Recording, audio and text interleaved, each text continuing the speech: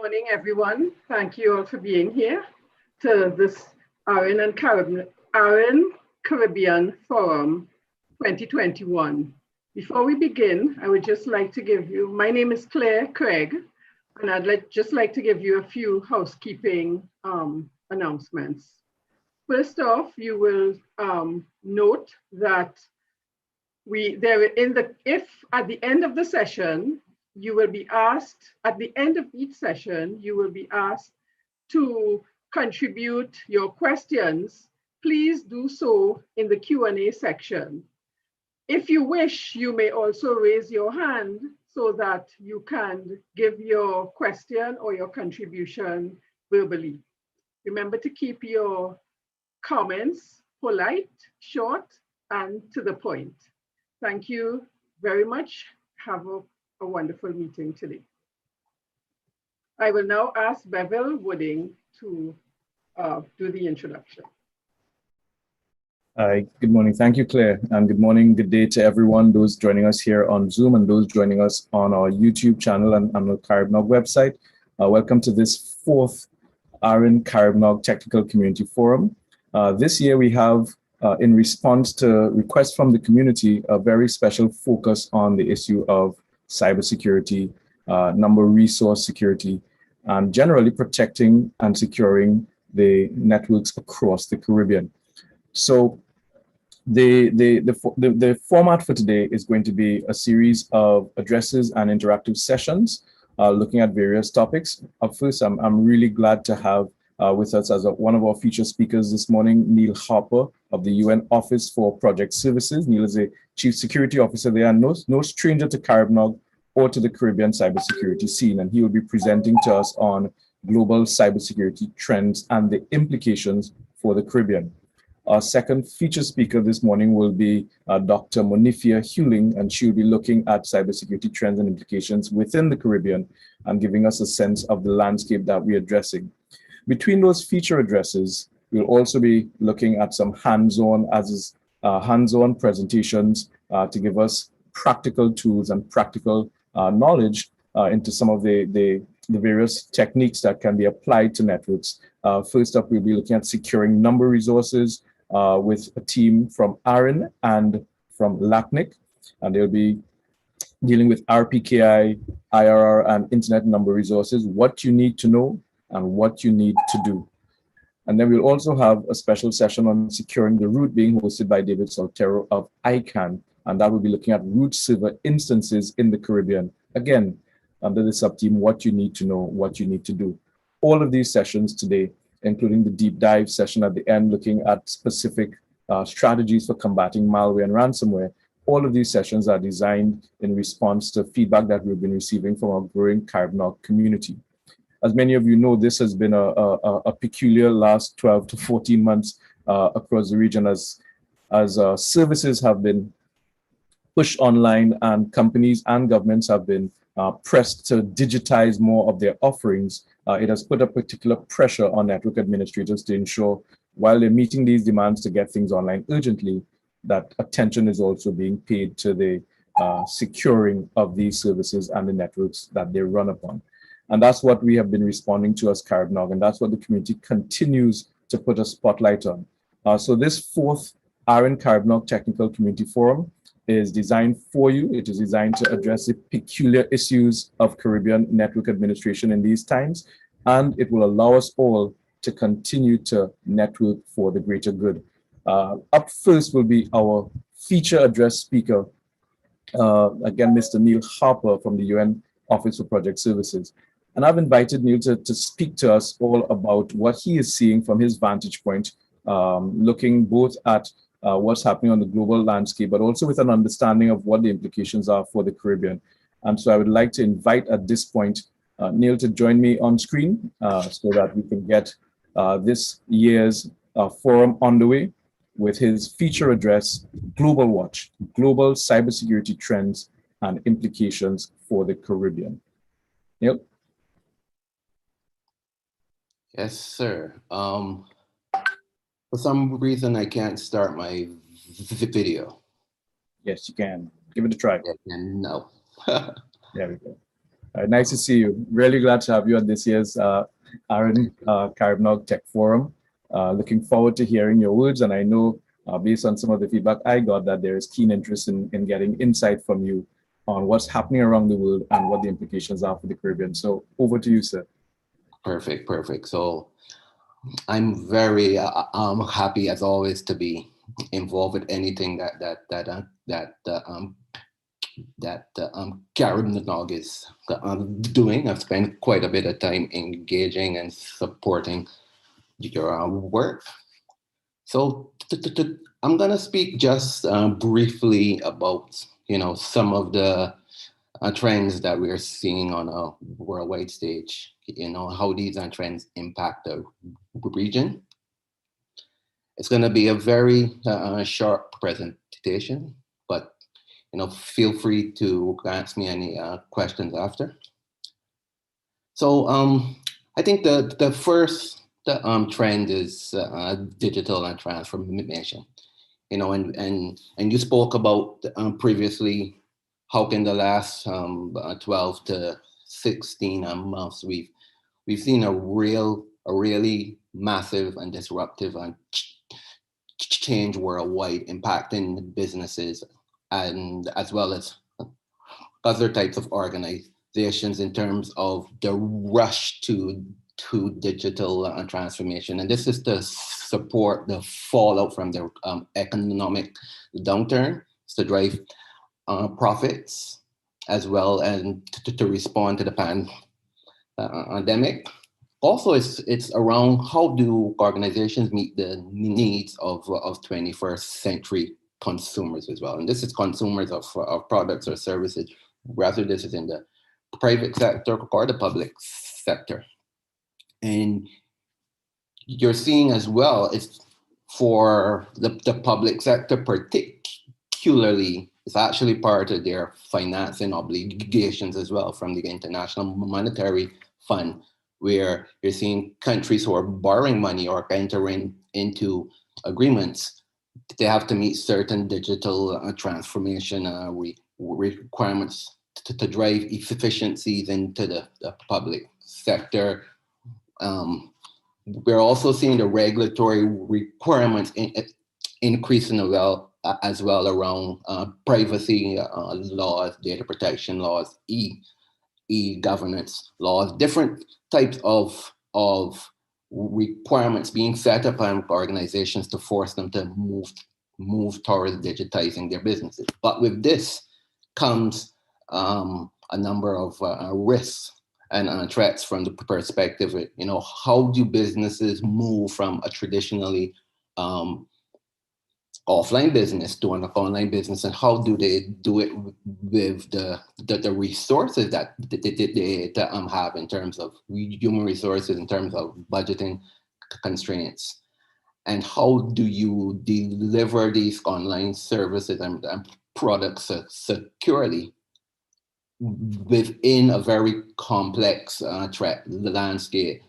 And how do you continue as a business to ensure that you can remain an ongoing concern? More in business, especially in the retail sector, we've seen internationally. I mean, businesses have moved to more online portals in terms of just normally servicing the customers.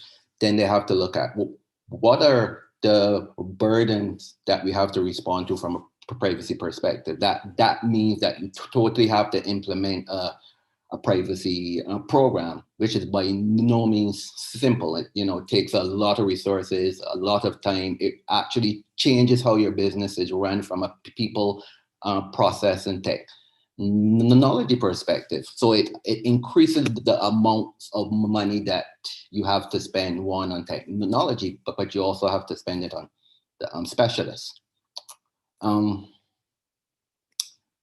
Let's talk a bit now about the skill shortage. I think this is a really large problem when it pertains to cybersecurity. And this is not just impacting the Caribbean region, but this also impacting other regions as well. This is impacting Europe and Africa, Asia Pacific. There's a large percentage of jobs within the security, privacy, IT risk management fields that are left unfilled. For example, ISACA, which is an international nonprofit that focuses on a membership organization that focuses on certifications around IT auditing, cybersecurity, IT risk management. They conducted a survey, and 61% of the respondents in the survey said that they were understaffed.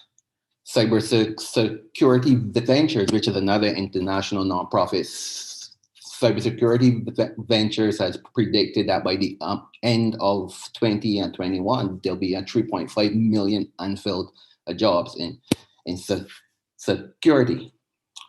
And these unfilled jobs, are being driven by a number of different factors.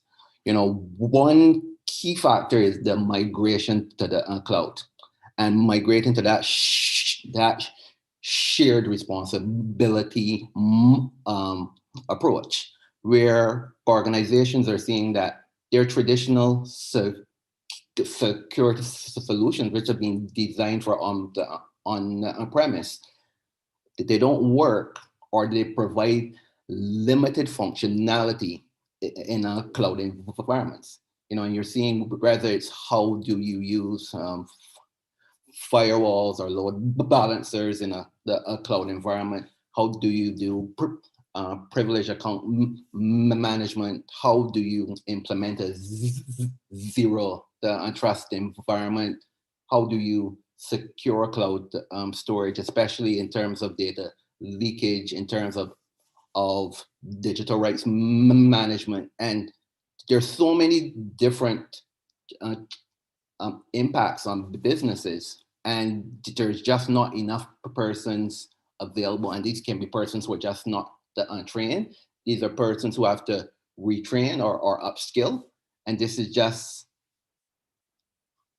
where the industry has found itself, because the dependency on ICTs has grown so exponentially. There's just not sufficient persons to meet the growing and complex needs of online environments.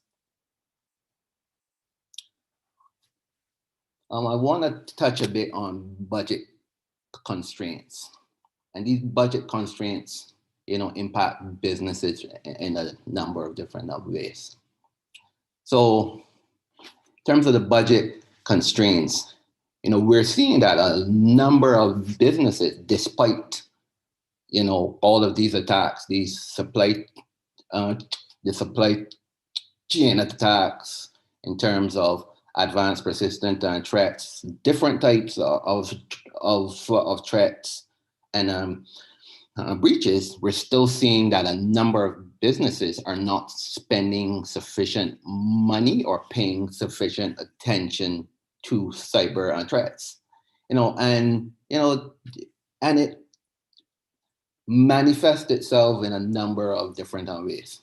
Now, part of it is a lack of top-level management understanding and support, where there are many organizations, especially small and medium enterprises, where the executive management or the board don't understand the importance of cybersecurity. They still see cybersecurity as an IT risk, but cybersecurity is an enterprise risk.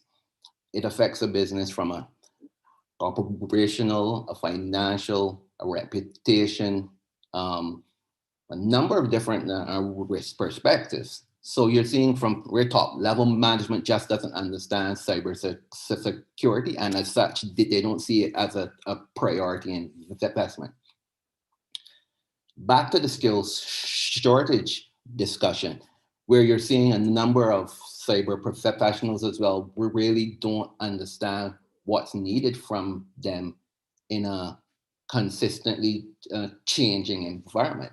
Where people's skills may have been developed for a certain type of environment, for a certain type of market, for a certain type of competitive environment, for a certain type of business arrangement in terms of on-premise business.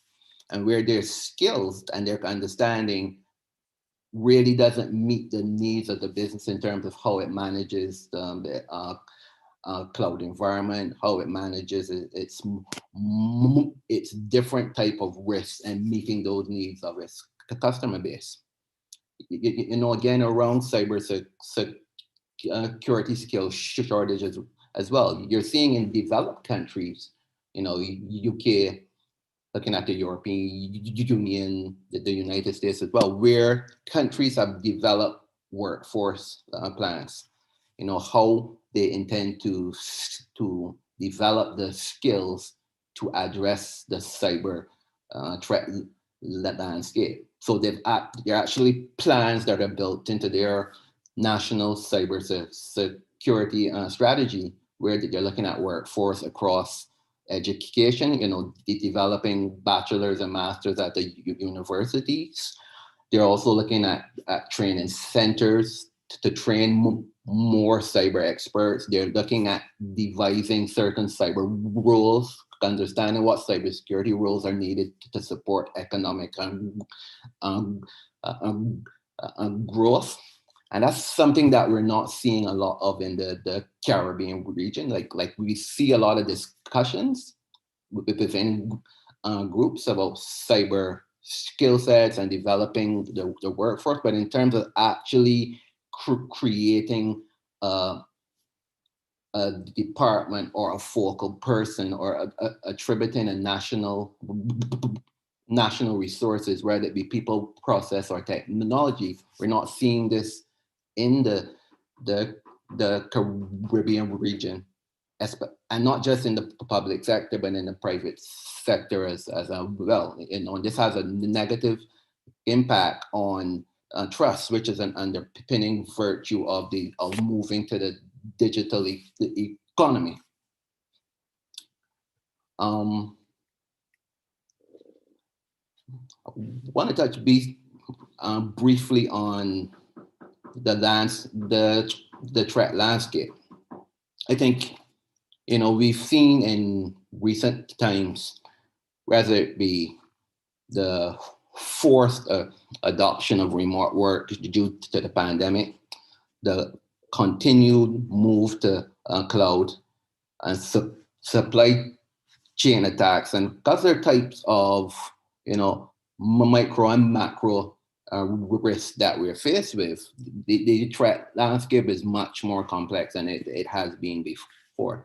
Ransomware in the last 3 to 5 years have almost tripled. We're seeing as much as 10,000 different ransomware variants being developed. We're seeing ransomware being changed from, you know, how it's launched, how attacks are launched against organizations. We're seeing governments as well as businesses are now being faced with more and more activists, where people, you know, who have an ideological position that differs from a business or a government are attacking them and impacting them from an operational perspective. You're seeing more long-term, advanced, persistent threats, where there's no longer a case where someone just goes into your environment and immediately disrupts your systems and the availability of your data. You're seeing more advanced long-term threats where people have breached your environment, and they're in your environment for 3 months, 6 months, 12 months, and they're collecting data, they're collecting passwords, you know, they're collecting a lot of your sensitive data that can be used to negatively impact your business, your staff, your shareholders and investors. You're seeing more state-sponsored attacks. You know, countries attacking countries, or countries using proxies to attack other countries. And, you know, invariably, sometimes in the midst of these state-sponsored cyber attacks, businesses who are not involved at all find themselves being the target of malware, being the target of threat actors. You know, and this does not exclude our region as well. We've seen a number of our businesses, our retail businesses, our financial services businesses that have been the target of these type of attacks. Another thing that's impacting the threat landscape is the growth of emerging tech. You know, you're seeing the push towards big data, towards the use of blockchain, artificial intelligence, 5G, Internet of Things, and these emerging technologies come with a broad array of risks. You know, risks that we have not had to address as yet. For example, as we move to more 5G networks, you know, 5G fixes a lot of the problems associated with 4G from a capacity perspective, from a performance perspective, from a cost perspective, and it even fixes some of the security issues. But 5G comes with its own security weaknesses as well. And, you know, this is not something that we've had to deal with, especially when 5G is moving to a lot more software-defined networking and network function virtualization, where instead of hardware, the entire infrastructure is now software-based. So that brings a whole nother complexity around combating these threats. Internet of Things, billions of the devices online, from your Fitbits to your cell phones to your fridge, your stove, you know, your smart devices in the house. All of these come with a number of privacy and security issues that impact trust online. And these issues can't be simply addressed from a technology perspective. It also has to be addressed from, again, the workforce development, skill development, as well as a regulatory and legal perspective. And countries have to really start to put controls in place and responses to these emerging threats. Just to close out, you know, when we talk about resilience, we talk about cyber resilience, which is very important. You know, this cannot be achieved without collaboration and cooperation. It has to be a multi-stakeholder process where the government is involved, the private sector, the technical community, academics, everyone has to come together to really look at how to address these threats. You have to look at how international cooperation between law enforcement agencies, incident response exercises, critical infrastructure protection strategies, workforce development again, and just really how do we all continue to learn as partners, and how do we create that collective intelligence that helps the region to better respond to cyber threats, to build that underpinning trust, and to really participate more deeply and fundamentally in the global digital economy. And that's pretty much it from me.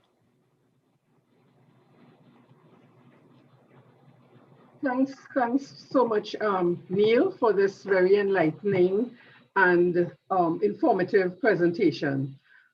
You touched on all the, the checkpoints that should be of concern to all of us in the region, especially as we grapple with, you spoke about the ransomware, the shortage of skills, the budget constraints, the complex landscape in which we live.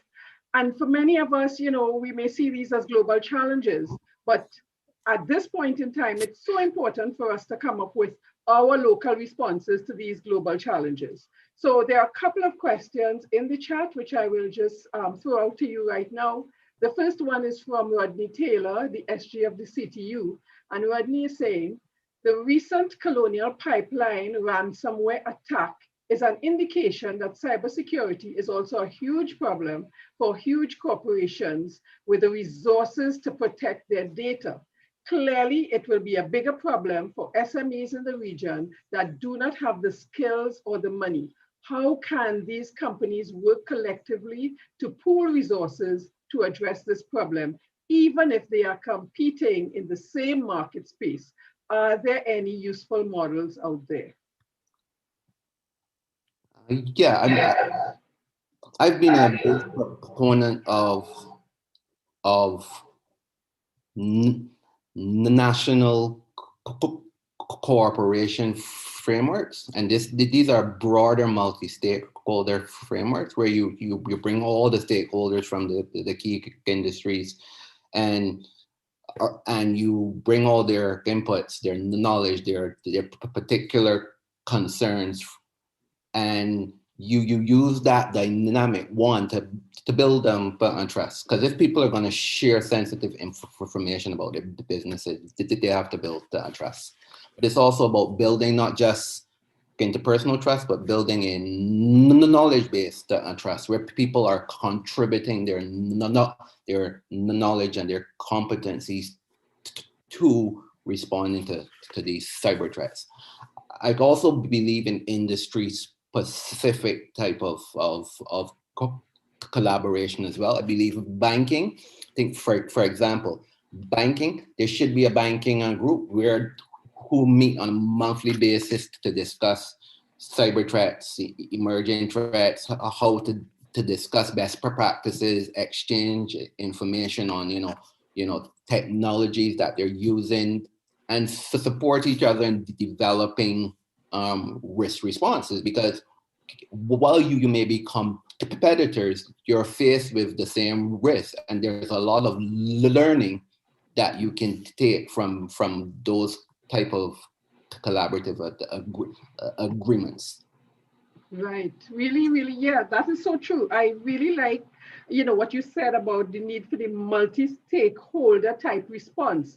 But even more specifically, Neil, where you spoke about the sector-related responses, because we are seeing that, as you said, many organizations, the senior management, are not aware of the risks that are posed to their businesses, and they don't really see it often enough as a business threat that they need to consider.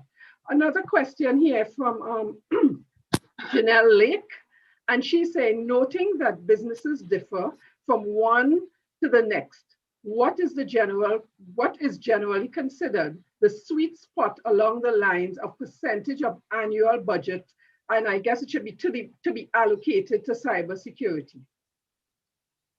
That's tricky. I mean, it depends on one hand the industry that the business is operating in, because if you're in a regulated industry like the healthcare or energy or other or financial services, you have a much high regulatory burden when it comes to security, in terms of having to meet PCI DSS standards, having to meet standards like Sarbanes-Oxley. There are a number of, and for a multinational bank as well that's operating in multiple jurisdictions, it also has to meet the requirements of several different central banks. So their burden, even around the technology that they implement, the type of resources that they need and the type of reporting that is needed, their budget will be incrementally higher than, let's say, a small to medium enterprise operating in a retail sector. But still, that being said, I mean, the range is usually anywhere from I would say 5 to 20% of your annual revenue. There are organizations, there are larger organizations that spend as much as 30%. Thanks again, Niall, for that answer. We have 2 questions in the chat, but I understand that Kevin Swift has his hand up. Can we open the mic for Kevin, and then we just take these questions and close off for the next segment.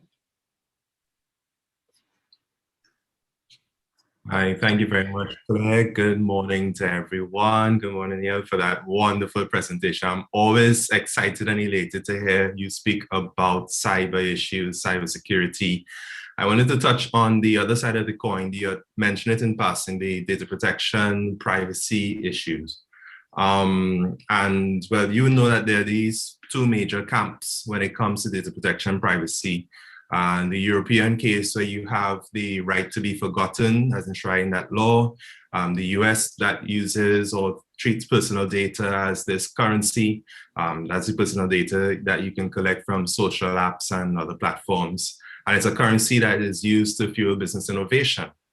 In the European example, there's a historic context for why there's a right to be forgotten in terms of the Gestapo laws before the Holocaust. Where do you situate the Caribbean between these 2 camps? Because what I want to get at is that when it comes, for instance, to GDPR compliance, a lot of times, and not just the Caribbean, you have companies that they do put mechanisms to be GDPR compliant, but they don't share the same European context. So it seems somewhat as a burden. So to what extent do we protect? Where do you see the Caribbean between these 2 fields? Are we more pro business innovation, or are we more preserve the human right aspect? What are your thoughts on that? Yeah, it's interesting that you mentioned these 2 camps. My perspective is that privacy and the protection of data isn't it's enshrined in the Universal Declaration of Human Rights. It's also enshrined in many of our constitutional laws. If you look at the constitutional laws in most all countries, especially in our region, the right to privacy is enshrined in those laws. So I look at privacy as a human right. And I look at privacy based on the existing privacy principles. Is the collection of data legal? Is it proportionate? What rights do the data subject have to the use of their data, especially around informed consent? So, while the United States, as you know, doesn't have a federal privacy law, and for a long time have not had many privacy laws in states, there are some fundamental principles of privacy that exist in like different laws, whether it be HIPAA for healthcare data, whether it be the COPPA for the collection of information pertaining to children. You know, there are a number of different privacy principles that have been enshrined in federal law, but in terms of an all-encompassing federal privacy law in the United States, we're not there yet. We're seeing a lot more movement. I think it's as much as 15 to 20 states now have, well, take a step back. You have 3 or 4 states that have laws on privacy. You have around 15 to 20 who have drafts. And there have been discussions about a federal privacy law. So I think in terms of these two factions being opposite factions, we're seeing a consolidation and a convergence where it's all based on the rights, on the rights which are enshrined in the Universal Declaration of Human Rights, as well as at a constitutional level here. This presentation can really drive a host of questions and discussions, and it's really very, very encouraging. Especially, you know, Bevel started off by saying this is the area that our constituents or participants have been asking about. But in the interest of time, I know we have 2 questions in the chat still, but I will ask Niall and some of our experts if they could respond to it in the chat. We could put it on our website after, but in the interest of time, I think we really must move on to the next segment. So thank you so much, Niall, for your presentation. And once again, it was a pleasure having you as part of our first presenter and with your feature address on the Global Watch, global security trends and implications. Thanks again. I turn you back over now to Bevel Wooding. Yeah. Excellent way for us to get this 4th ARIN CaribNOG Technical Community Forum going. Thanks again, Niall. The points of the feature address have been recorded, of course, and will be shared with the community on the CaribNOG.org website. And of course, he will also be responding to any questions posed in the question and answers feature of Zoom. So if you have your questions or have more questions for him, just be sure to punch them in and we will get them responded to. Our next segment is part of the ongoing collaboration between the internet organizations based in the Caribbean and CaribNOG. So we're pleased, as has been the case from the beginning with this technical community forum, to have the collaboration of LACNIC and of ISOC and ICANN.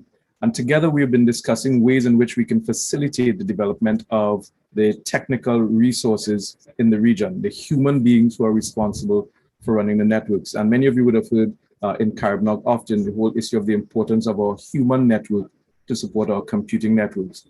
But with this next session, we want to look at the issue of securing number resources, resource public key infrastructure, RPKI, Internet Routing Registry, IRR, and Internet Number Resources are all part of the substructure of the networks and the network services that are provided and that are now so critical to continuing both business and service delivery across the region and around the world for that matter.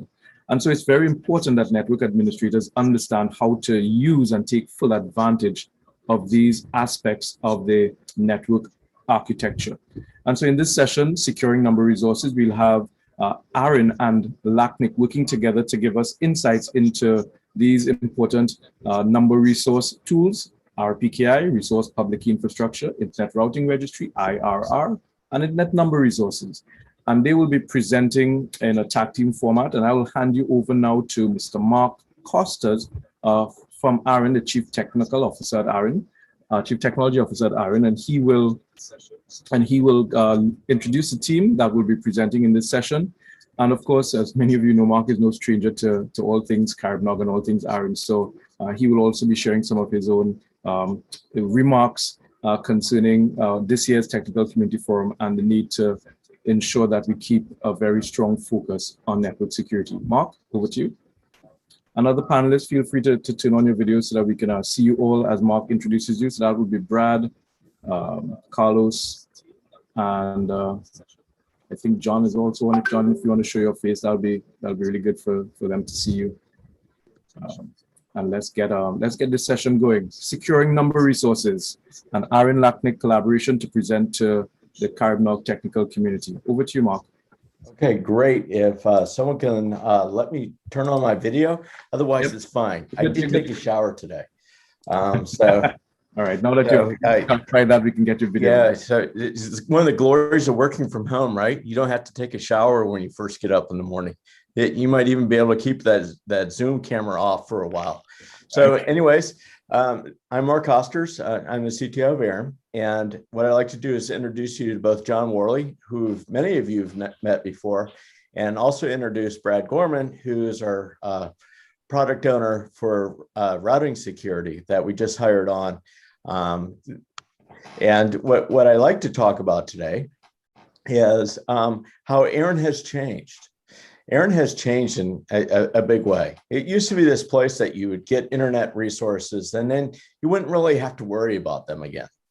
So, and you say, well, if they're up, they're up. If they're not, they're not. It's probably good for them to be up, be available on the internet. But if they're down, that's okay.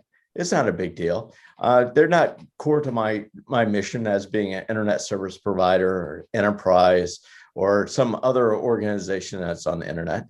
But that's all changing.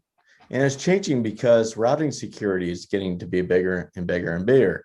And we're seeing this. We're seeing this all over the place, right? We're seeing that internet security is big. And whether it be the Colonial Pipeline hack that happened on the East Coast of America, or the issues that we had recently with widespread sort of infiltration of government networks. So we're seeing all these sorts of things going on that are sort of bringing security into the forefront. And what Brad and John are going to talk to you about is some of the ways that you can make your enterprises, your ISPs, more secure. And we are a partner in this, and we are moving from an organization that you wanted to get your resources from, but now we're a organization that also is heavily available, and also everybody is becoming reliant on the services that regional registries provide. So we're up to the challenge, and that's why we hired Brad. And at this point, I'm going to let Brad and John take it away. Morning, everyone. My name is Brad Gorman. Mark, thank you for the introduction there. Mark and I are going to tag team our slides today, so I will run through them. John, please let me know when you're ready to go. But I am the new product owner for routing security, and John is one of our senior technology architects also on the team that works with security and other similar products. So we'll just go ahead and get started. John, if you'd like to go, I'll share here. Absolutely. And so hopefully everybody can see the slides. Oh, can somebody allow me to share? Sorry. Yeah. Has said allowance been granted? You've granted it. All right. You're welcome. It's on screen. Oh, it is. Very good. Okay. All right, John, go.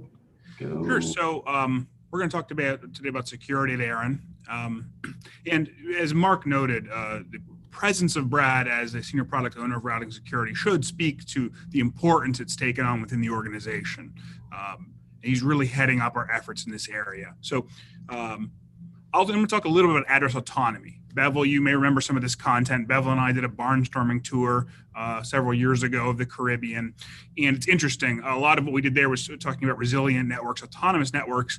And I think this pandemic year has really sort of been exhibit B, you might say. Exhibit A, of course, is the weather-related things that may hit the Caribbean from time to time. But this is really exhibit B in terms of why an autonomous, resilient network is important in all of the economies of the Caribbean. And then I'm going to hand it off to Brad to talk about the particulars of RPKI, IRR, and some of our two-factor authentication. So I want to briefly talk about address autonomy and how it relates to routing security. So, of course, one great thing about address autonomy, getting your own addresses from ARIN, is you don't have to renumber. But a second key thing is it enables you to control your own routing security. When you have space from, let's say, a provider, you can't always use, a provider could, let's say, delegate space to you and let you use the IRR, the Internet Routing Registry. But if you want the best security, if you want to control your own destiny as far as security goes, getting your resources from ARIN is a key part of that. Or of course, LACNIC, depending on where you fall within which RIR represents you. So in Bevel, you'll recognize this good old arrow checklist from many moons ago, but still very valid. And so how to get resources from ARIN? Again, this is a prep step for starting your security process. Just a reminder that you can get an AS number from ARIN, very easy. You don't need to have one to get resources from us. But if you're going to join an exchange point in your particular island or wherever you are, something you may need. Getting IPv6. So I don't even want to labor on this point too much other than to say everyone can get IPv6. The policy rules are very lenient. One thing I do want to touch on, when you get your IPv6 block, one thing that's nice is the policy community set aside an entire IPv4/10 solely to assist with v6 deployment. So in essence, it's a routing slot you can get. It's 1/24 you can get, one up to every 6 months. To do dual stacking, to do translation pools. And so this is kind of a no-brainer. If you're sort of, you don't have any resources from ARIN yet, getting an IPv6 block and then getting one of these /24s to help with that is really a no-brainer for any organization that has no resources yet from ARIN. This is, you just kind of come in, point, click, ship, and you're done. So this is a great thing to take advantage of. Still tons of it available. Just went below 94% available, so tons of that available. I want to talk about the IPv4 waiting list. And I know some of you may be familiar with it, some not. I know that we fill waiting list requests once a quarter. I know last time the government of St. Vincent and the Grenadines was able to get a block. So this is a great option for you guys to take care to use. Talking about the particulars, it's a waiting list. So of course, you go on the list and whoever's the oldest on the list gets filled first. One important caveat now is that you have to have a /20 or less of space in aggregate from ARIN already. Essentially, its policy was passed to essentially give space preferentially to people who don't have it already, who don't have that much space. So one thing that's great is those of you who may have been on the waiting list in sort of the early days, this was a lot of weight. We really put the weight in the waiting list right around this point when we first started our waiting list. And as you can see now, we've moved now to where we're basically filling the entire list almost on a quarterly basis. That's not going to last forever. We happen to have, some space we've been able to process and get out to folks on the waiting list. So you can see almost once a quarter, we're draining it down to nothing and then it's going back up again. This is a great time. In fact, probably the best time to go on our waiting list. Unfortunately, if you wait, if you don't go on the waiting list, but you just wait, you may not be able to take advantage of this. So this is a really great time to be added to the waiting list and get a block that way. I'll talk in a second about the transfer market, but this is really a unique opportunity to get space, on the fees ARIN charges, which are sort of keep the lights on, keep us presenting on webinars, things like that.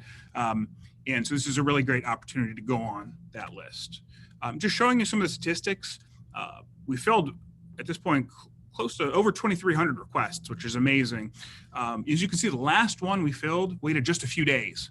So there's a possibility if you apply now, and anyone who's on this call or anyone, that even this is why the spreading the word would be important, is that right now you can get maybe in as few as a short a time as just a few days, you can get a /22 block from ARIN.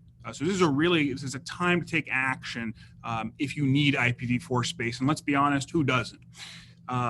So there are people that drop off. These are mostly people that got V4 by the transfer market. But right now, that's a lot of those were in the early days of the waiting list when the wait was a little bit longer. So there was 28 at the time I put these slides together. I'm sure there's more now, but do make sure if you don't have V4, really take advantage of this. This is, I don't want to say a limited time offer like we're sort of manipulating. We issue what we have, but we happen to be sitting on a good amount of space that we've been issuing. So time is of the essence here. And transfer policies. So this is interesting. Brad and I were actually talking yesterday, and the transfer market is, you're still seeing, it is a there's a limited supply, there's a lot of demand, and so prices seem to be going up. ARIN's sort of not in charge of pricing or anything. We're kind of like, the motor vehicles agency, or the DMV, where we just sort of a title agency. We don't deal with sort of the transactions, but anecdotally we hear prices continue to go up in terms of per IP addresses. So that's why this waiting list is something we've really been pushing on and really making sure folks are aware of, especially in the Caribbean, which is historically, you might say, been underserved in terms of getting its own resources. So rather than have to go to the transfer market, which may be cost prohibitive, we'd really encourage you to go on the waiting list. And just to kind of recap, again, with the idea this is all prepping towards being able to control your own security.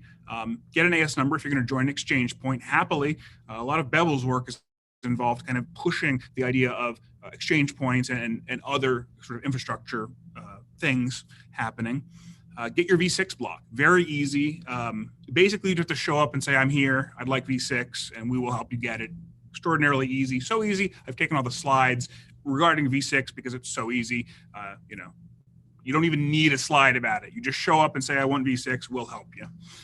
That reserved space, 1/24 every 6 months for translation pools for V6, things like that.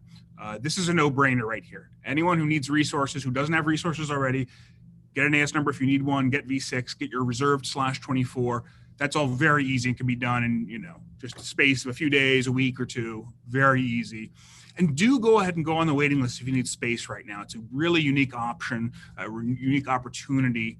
And so that's what we'd like you to do. And then there's a transfer market available, but candidly with the first 4 options, we hope that's not necessary because, that is potentially a cost prohibitive. So we certainly don't want cost to get in the way of you securing your network. So with that said, I'm going to go ahead and hand it off to Brad, who's going to talk to you about the particulars of securing routing with your ARIN resources. Thank you, John. Can you Yes, let me share? There we go. Oh, bear with me.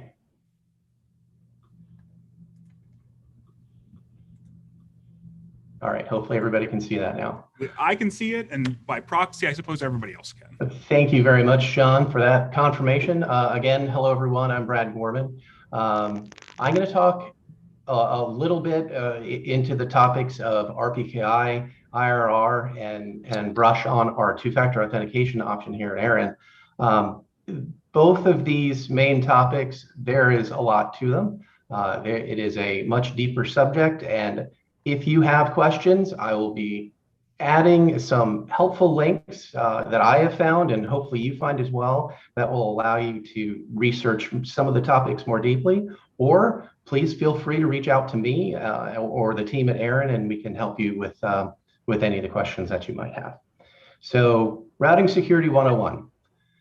Essentially, well, there you go. Why do we need that secure internet routing? Well, the fact is the BGP protocol was developed in a way that made it easy to use and implement. There was, very little amount of information is necessary to turn up a session with a peer across BGP. Essentially, you put in your ASN, you add the routes that you want to send, but the basic settings just work. So it allows your operators to peer in a way that just makes it simple. It's standardized, and that allowed this open environment of the internet to grow as quickly as it did. But one of the problems, one of the omissions in the protocol when it was developed is they made it too easy and didn't think very much about securing that protocol from the start. Now, there have been some updates and improved security options, but essentially that the light security vision in the protocol still exists.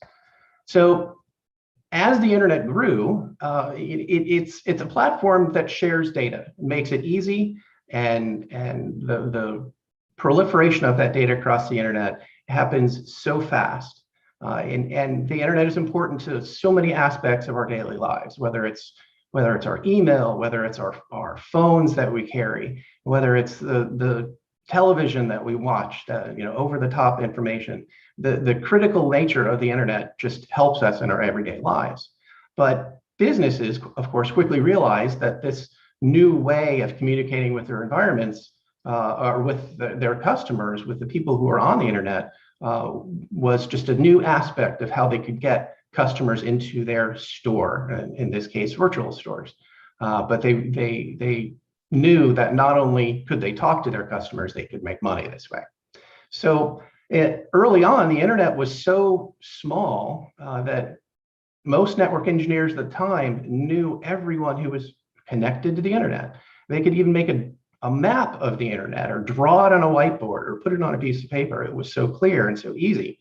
But it has grown so fast, individual network operators can't keep up. And if you are trying to do a paper drawing of what the map of the internet looks like now, it would be a scribble that would make any toddler proud. So one of the first steps at going into routing security was the advent and the introduction of the Internet Routing Registry and the RPSL language. So RPSL is the Routing Policy Specification language, and the IRR is the Internet Routing Registry, which is a loosely tied together group or ecosystem of databases with objects that are created by you, the operators of the networks, and they share information about you and your customers. It gives an easy way to be able to map your information, or you take a operator's network and program it so that it finds the easiest way to get to you.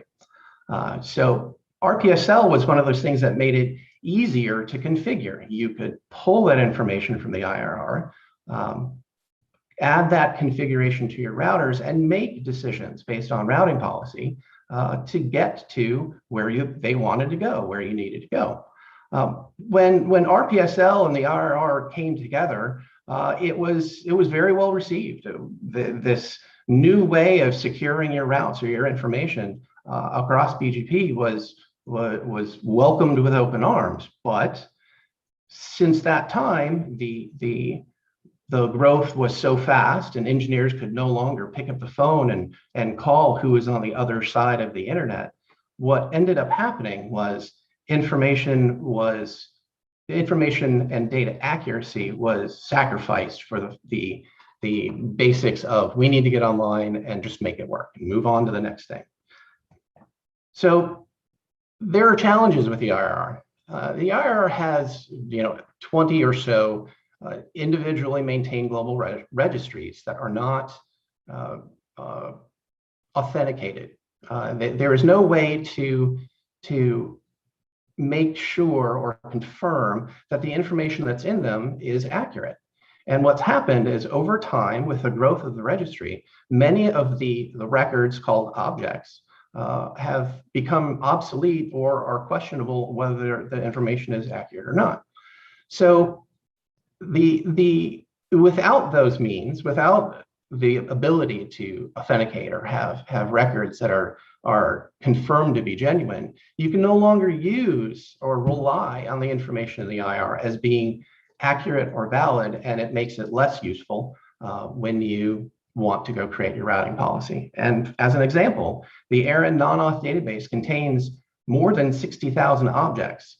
And those objects are there because we, ARIN, can't confirm that all of those resources are tied to people who are allocated those resources, or the information isn't correct, or maybe the information in that database isn't even an ARIN resource. So that's why ARIN had come forward and last year started the creation and tooling of an authenticated IR database. So ARIN is now running 2 databases, and we really don't want to. But the purpose of the ARIN IRR is to make sure that we have a database with validated objects. Before any object gets added into our database, it's gone through a check and balance of what is this resource, and is it tied to an organization that was allocated that resource? And if all of the checks are followed, then that record gets added into this authenticated database. And now we have a repository that operators can use, and use with the confidence that the information that's there has been has gone through a check-in process with ARIN. Now, because we really don't want to run two databases, ARIN has recently had a consult with the community, and we've made a decision that we are going to take down the non-auth database on March the 31st in 2022. Now, we understand that could be, it's a lot of work associated with that. Some organizations have thousands of records in this our database that needs to be cleaned up. But just because there are these entities that have a lot of data, there are smaller organizations that maybe have information that was created when someone else used to work at the company, or the creation of the objects was done by proxy by another organization, and you may not even know that you have records there that possibly people are relying on to get to you and your resources and your customers. So going through this process, we want to make sure we are going to be reaching out to organizations through presentations like this, through email contact with points of contact that are tied to the organizations inside of ARIN, direct contact with some of the organizations that have requested that of ARIN. And you will be getting not only those kinds of unsolicited, let's call it, information, reminders that this is happening, but we're also going to be providing some of the status updates on how our progress is going, how we are working down the path towards the termination or the sunsetting of the non-auth database. So another key feature of the overall subject of routing security on the internet is an infrastructure that's called RPKI, or the Resource Public Key Infrastructure. Now, the purpose initially and today of RPKI is to make sure that the owners, or the holders of internet resources have the ability to make a verifiable statement that they intend to use the resources in this way. RPKI can't give you a confirmation that Brad owns this network, but RPKI can give me the opportunity to say, this network, this IP prefix, this resource has been assigned to me, is going to come from this ASN. And it is one step towards validating end-to-end that this data and this route is owned by someone, and it is genuine all the way through.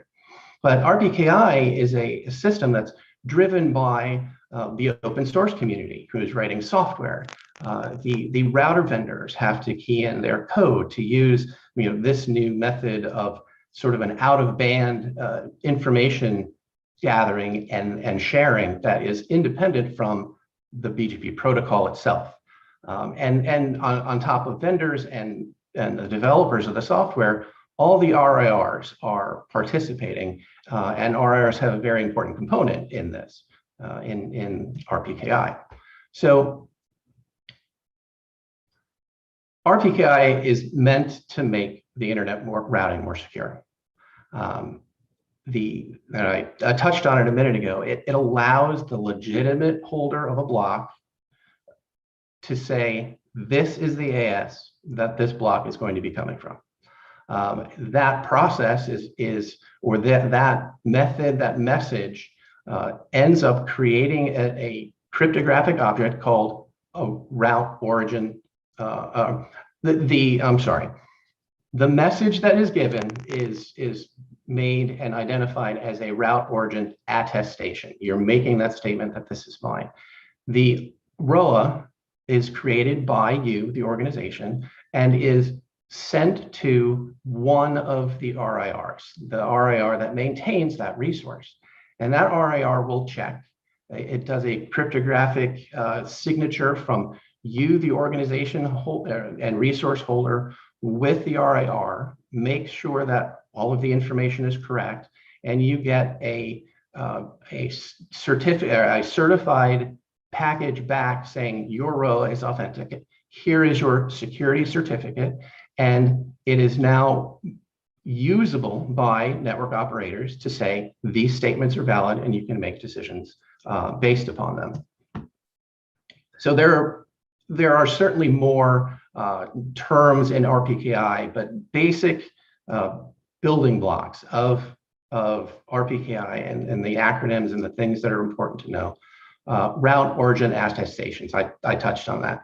These are cryptographic signed objects that contain a statement that says this ASN is going to originate one or more IP resources, IP prefixes, and their associated prefix length. That information is provided by you, the resource holder, authenticated by the RIR. The certified piece of data that comes back is used by the relying party. The relying parties, those are the third-party software developers that come through, and that software goes and verifies the information that was published in the ROAs and says, yes, this is true. This data has come from the RIR. They put their check of approval on it.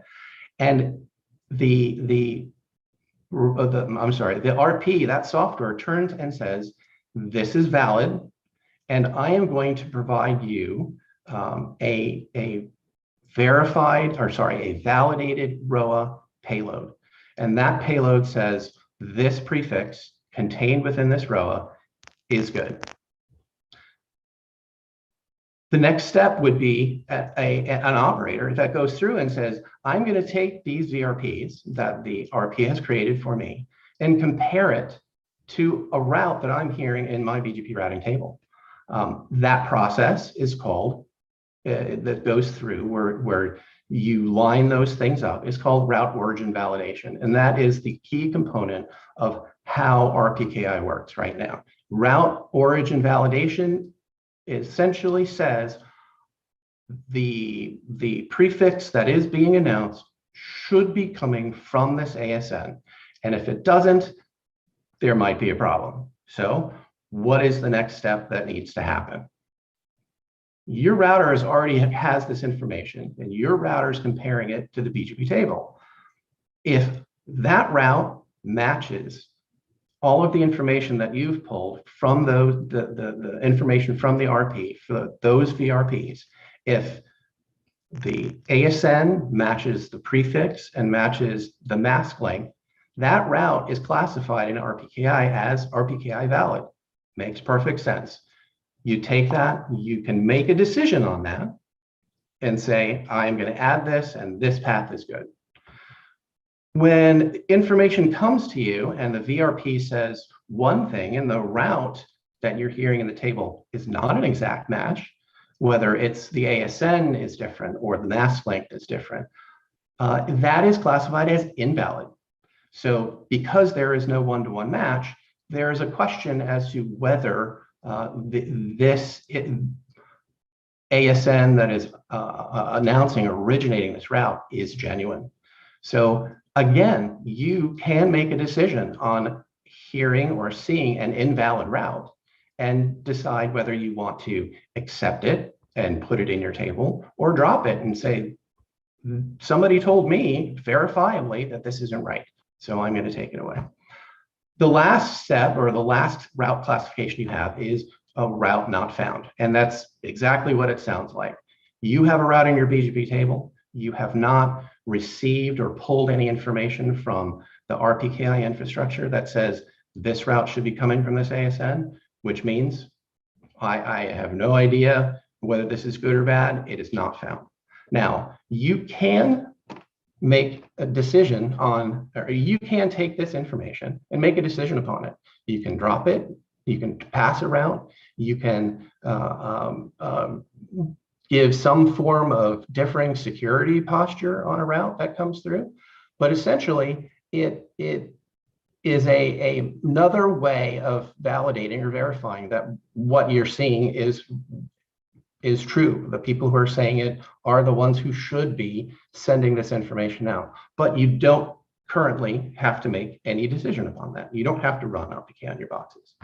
So the question that a lot of people ask, and the first time you hear about RPKI is, it's really complicated. It's really complicated the first, second, and third time you look at it and you hear about it. And is it really right for me and my organization to run RPKI? And the good news is it's really easy to get started. Set aside how sleep-inducing an RFC might be, there are very few steps that you need to do to start entering your information into the RPKI databases.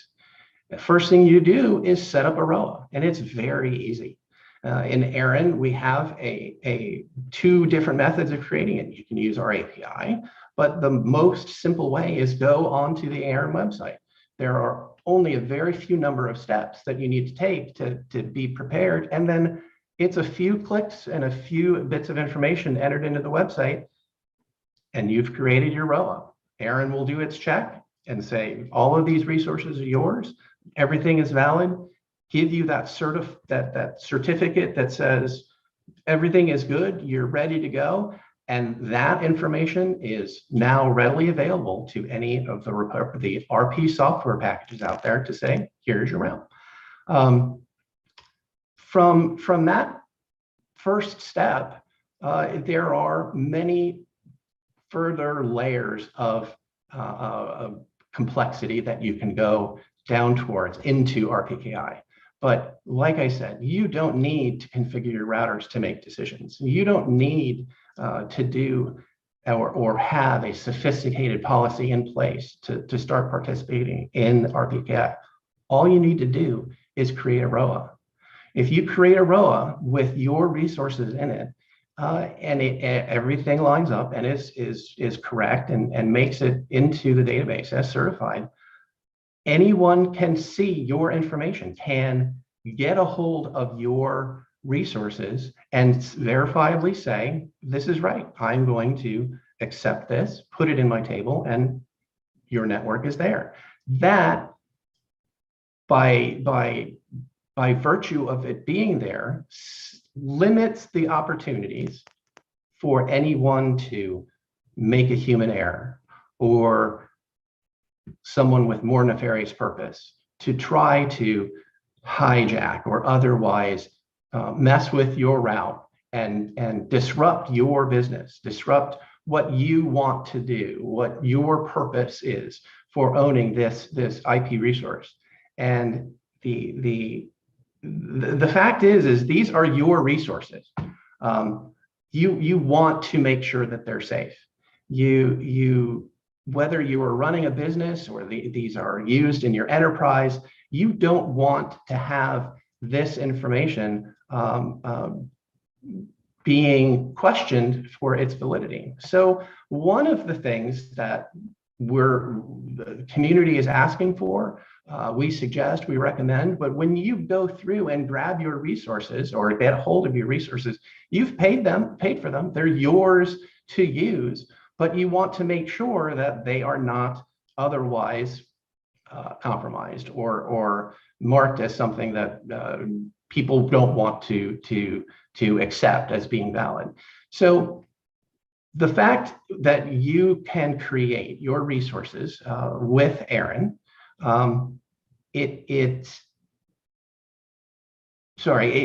the organization that is tied to you, your points of contact that are associated with your organization have varying levels of control and ability to make changes to your resources. If you have, in ARIN's terms, if you have an admin POC, or you have an admin POC that has full rights and ability to make changes to any of your information for your organization at ARIN, it can make IR records, it can create ROAs, it can do other portions of information and change contacts for your organization, but you don't want to trust or throw your belief into that single password authentication for this account is good enough to protect my records. So that's why we suggest, and we think it's a great idea, to set up two-factor authentication for any of the privileged points of contact associated with your organization. So like I said, admin POCs have the full gamut of control. Tech and routing POCs have the ability to make IR changes And TechPox can make and request new rows to be created. So I can't reinforce it enough. I can't say it enough times. Don't let your account be a target for being compromised by having just a simple password. Set up two-factor authentication. It only takes a few minutes to set up. It only takes a few seconds to authenticate, but it'll give you peace of mind that your resources are at least have an additional layer of security from being compromised or otherwise accessed by people you don't want that kind of access given to. So that's all I have, and I would like to pass on the rest of the time that's left, that's available, to my colleague Carlos from LACNIC, and I'll leave it up to you, Carlos.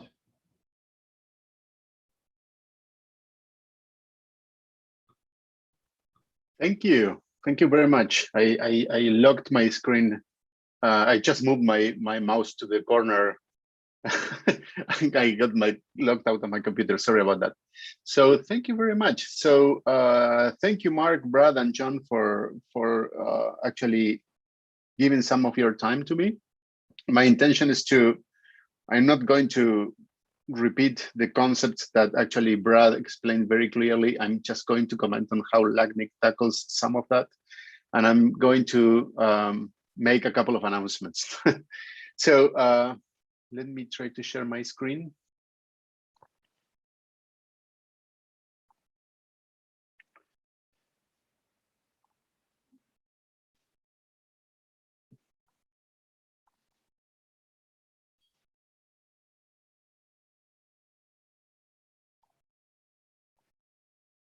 Come on. There you go. Can you see my slides? Yes, seeing the slides. Very yes, good. Okay, Carlos. perfect. Yeah. Thank you. So moving very quickly because I know I have limited time. My idea is to show you a couple of numbers about how IPv6 deployment is going on the Caribbean, because I feel there is a lot of work to do. I want to comment on LACNIC's IPv4 waiting list, a couple of comments on routing security, both RPKI and IRR. Two-factor authentication as well. As you see, this is a big issue for all. Basically, I would say for everyone on the internet, but particularly for us, RIRs. Implementing 2FA is definitely something that you guys as resource holders should take advantage of. And then the announcements, which is a couple of financing for opportunities we have for regional internet development. So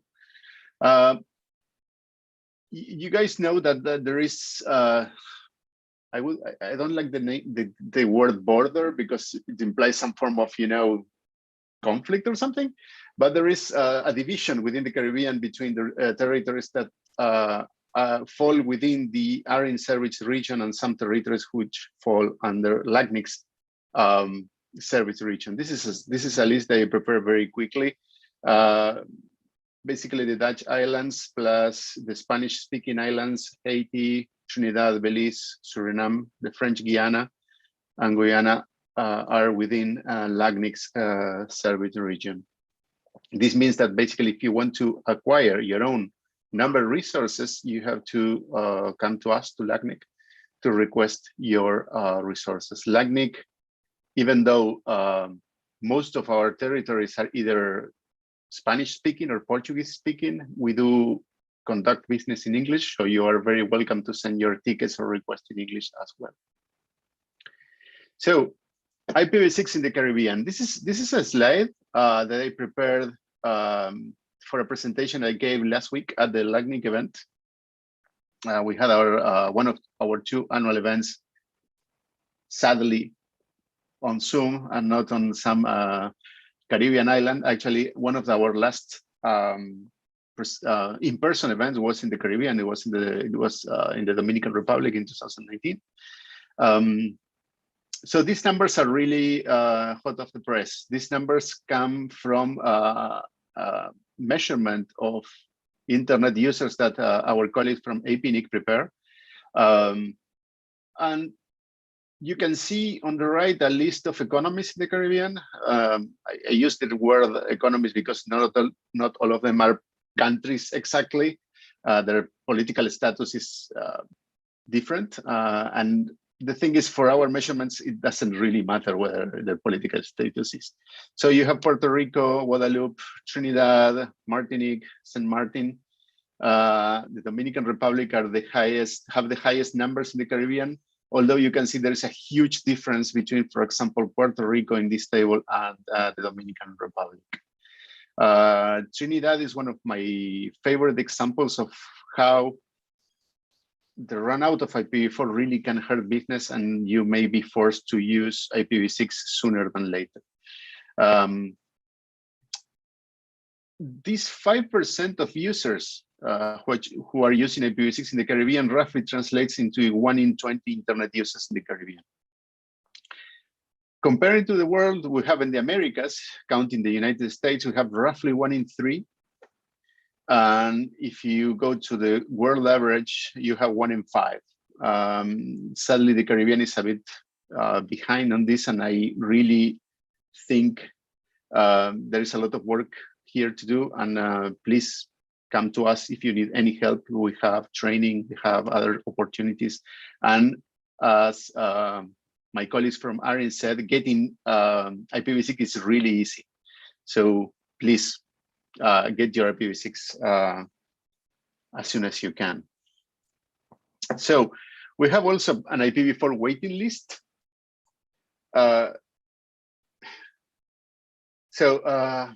The numbers I'm going to mention are a bit scary.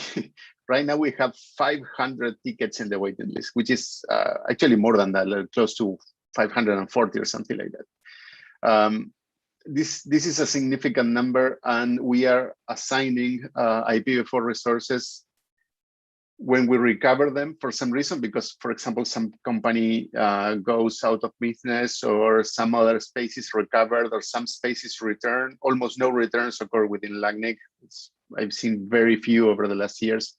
But when they come, we return them to the pool and we assign them. Right now, you are looking at maybe a 1.5 and 2 year or 2 year wait in the waiting list. I would definitely recommend that if you are interested in getting your own IPv4, to get into the waiting list, because you never know what is going to happen, and tickets are going to be served in order.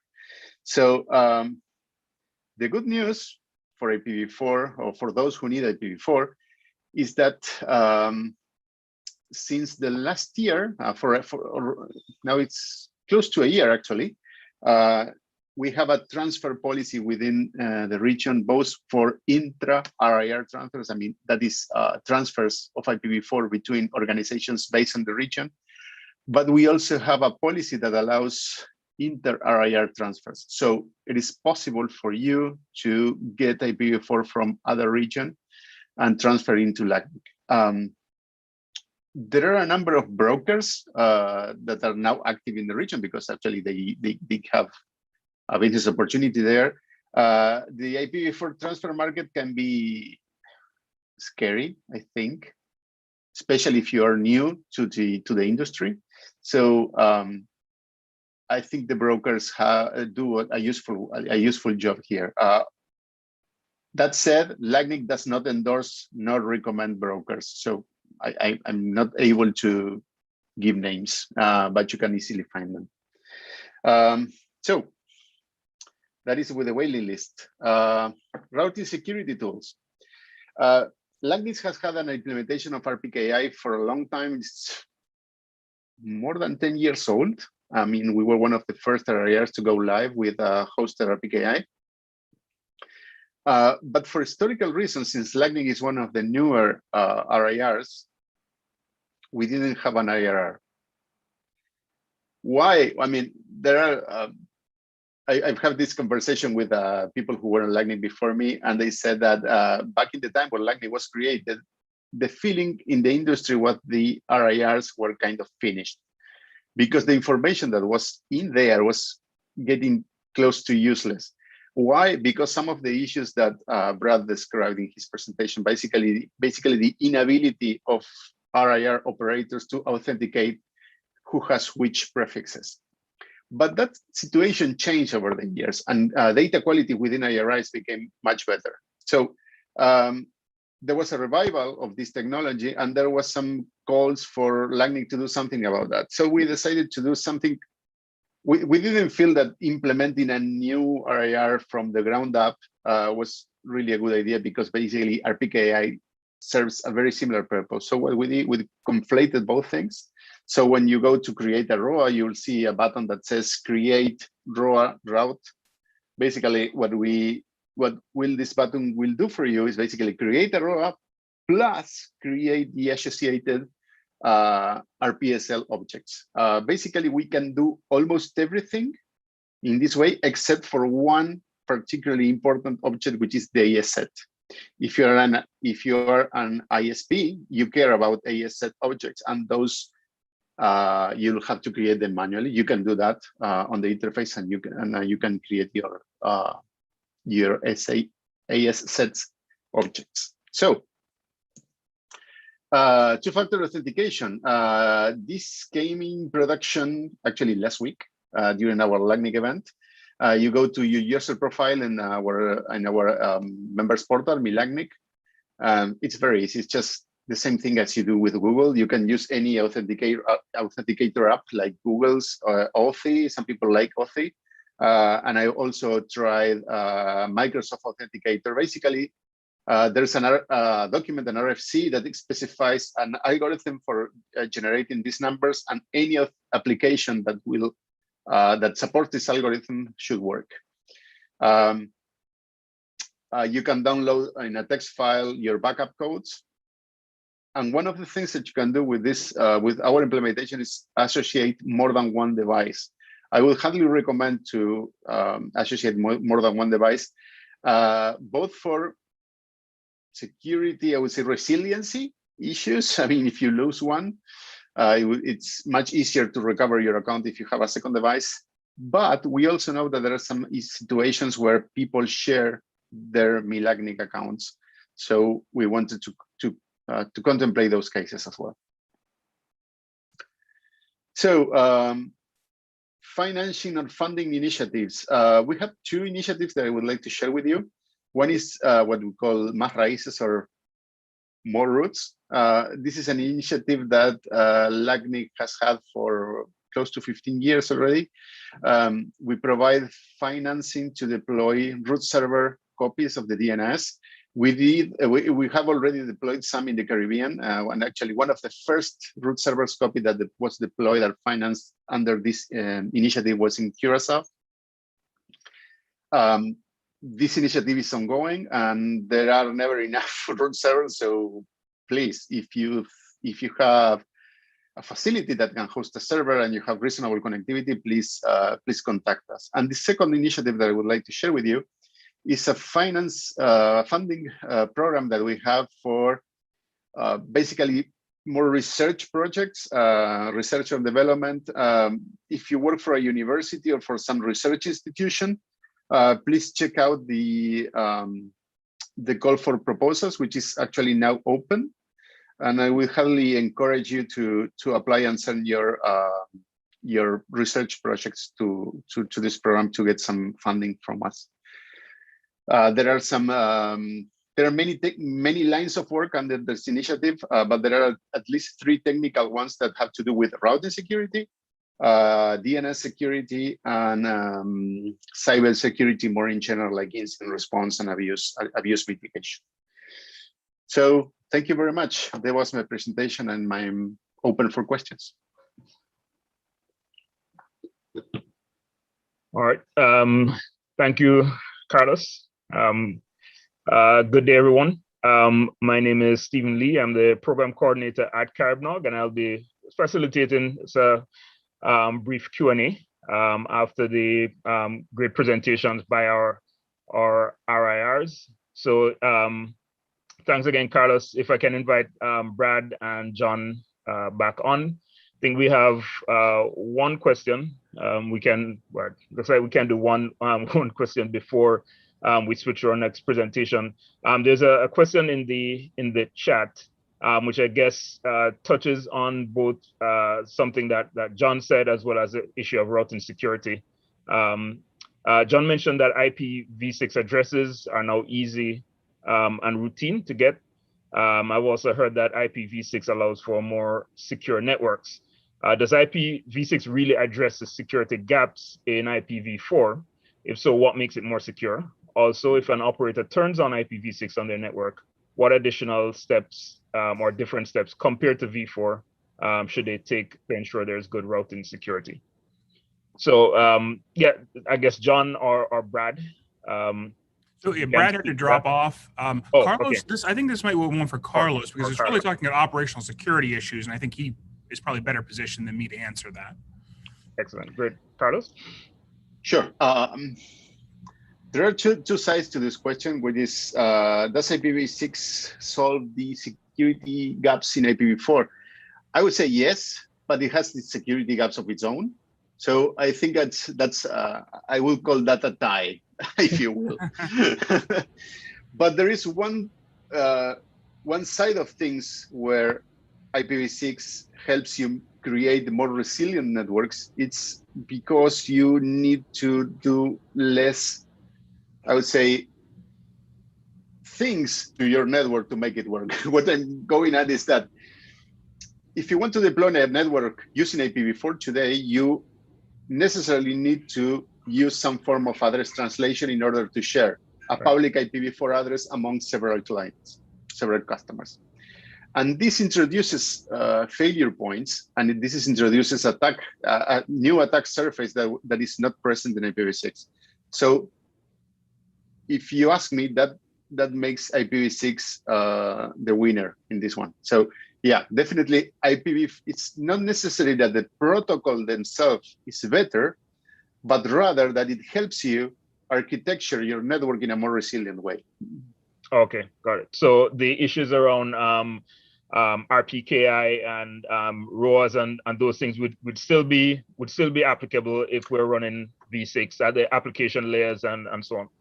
That is correct. I mean, going to the second part of the question, the bad news is that if you operate a dual stack network, basically a network that has both IPv4 and IPv6 at the same time, you are essentially operating two networks, and you have to manage your security for both.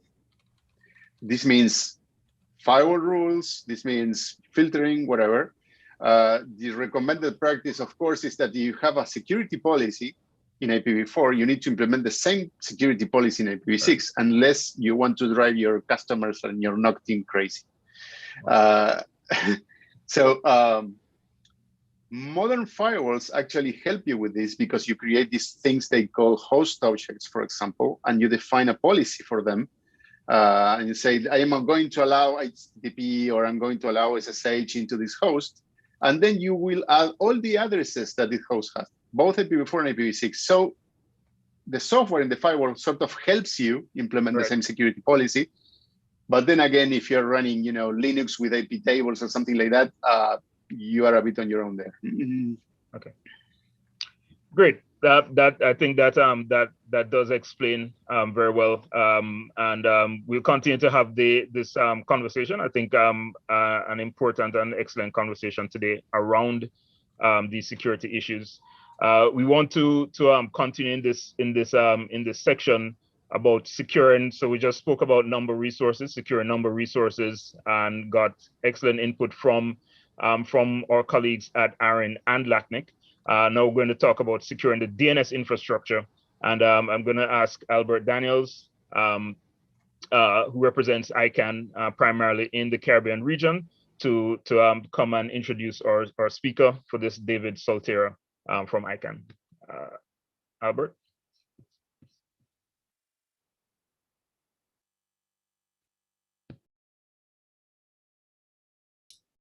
Thank you, Stephen.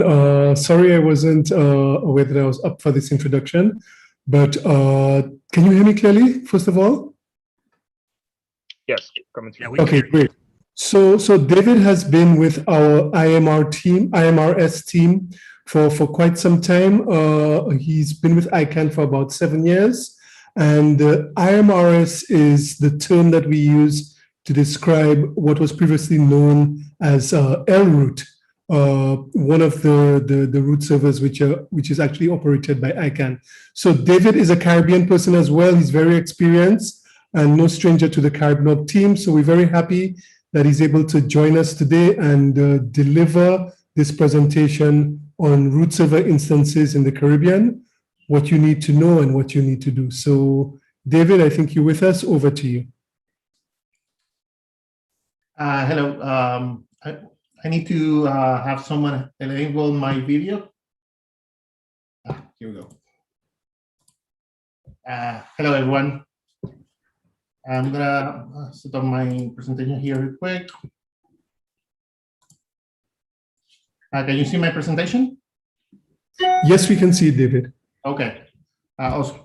So again, David Soltero with ICANN. I work with the SANE, which is the Security and Network Engineering, which includes the operation of IMRS, or the ICANN Managed Root Server. And I'll make a presentation on root servers instances in the Caribbean, what you need to know and what you need to do.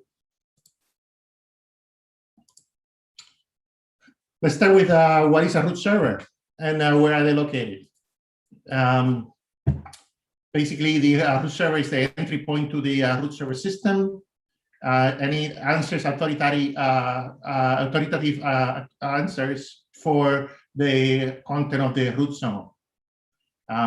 Here's a list of RFCs, and there's more.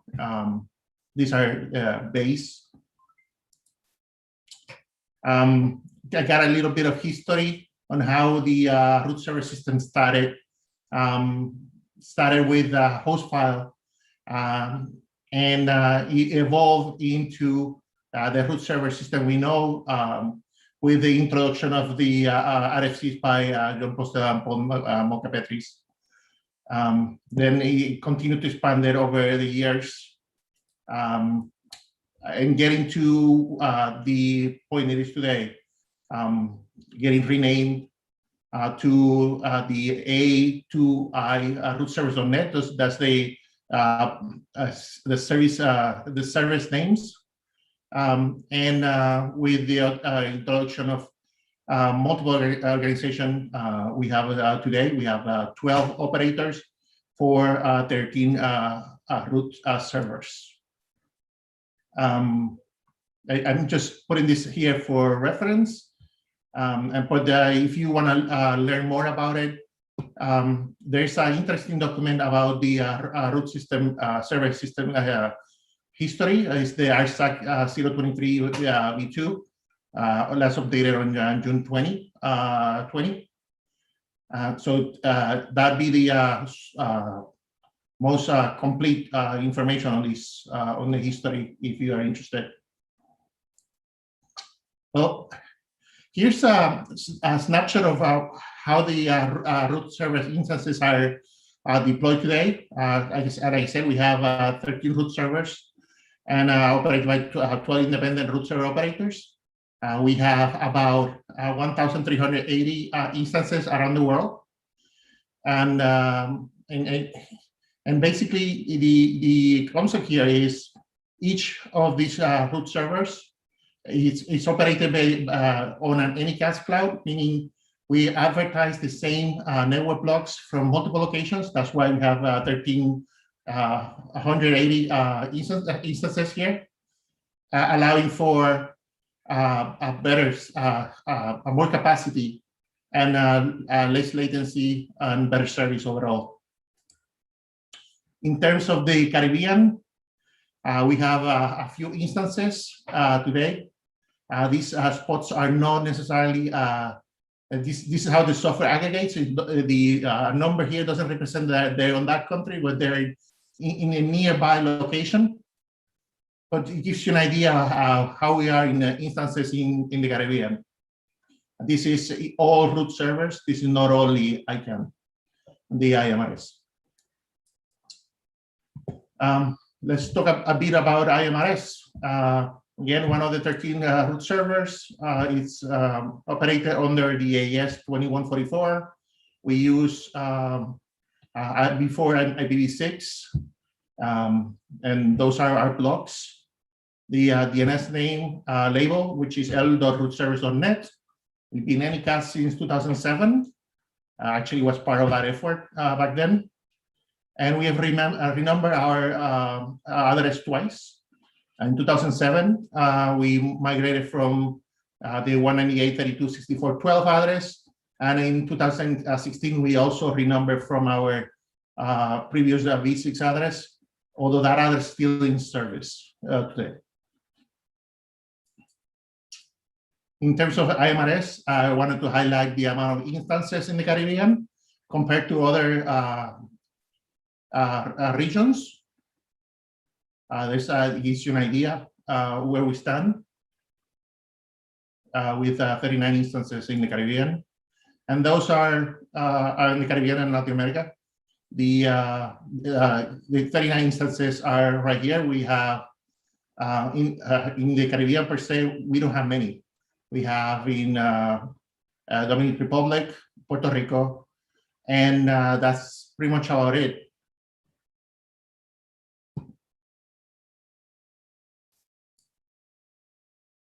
I'm going to do a quick introduction into a software that we use to provide statistics over the IMRS service. Basically, it's open to the public. You can get to it to stats.dns.icon.org. It gives you an idea of how's the DNS query rate for IMRS on the region. Here's a quick view of a very generic statistics. We receive about 150,000 queries a second. And most of our traffic comes from Asia Pacific, with Europe with the second, North America third, and Latin America fourth. That's when this snapshot was taken. That numbers vary as routing in the internet changes all the time. But this same software also shows other piece here. Here's a graph of how we see traffic, the source of traffic as we see it in IMRS. You're going to see there's we're receiving DNS queries from the whole region. This is based on cities. We're using Geo2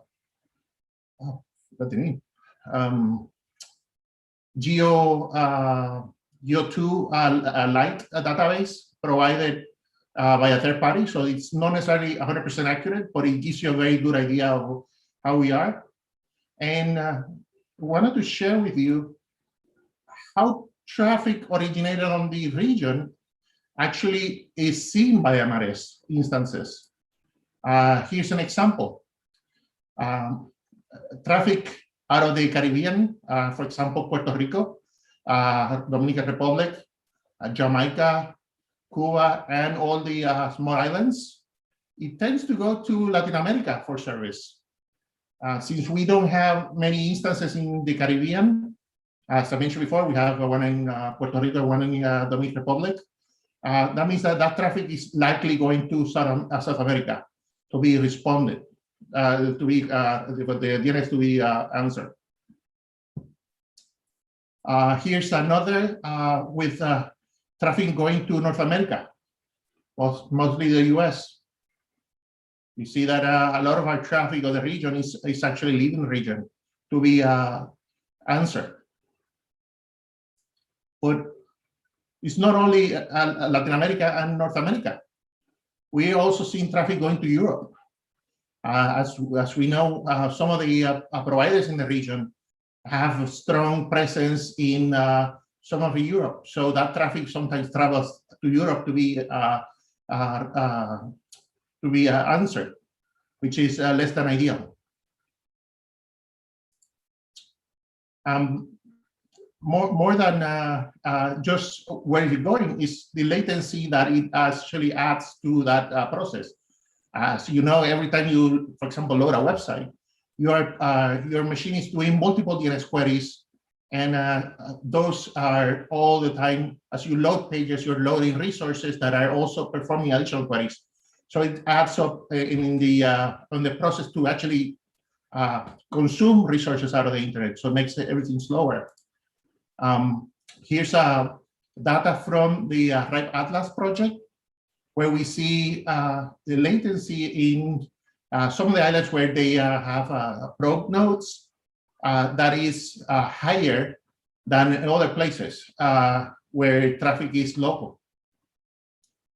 So traffic is actually going pretty far away from our systems, our networks.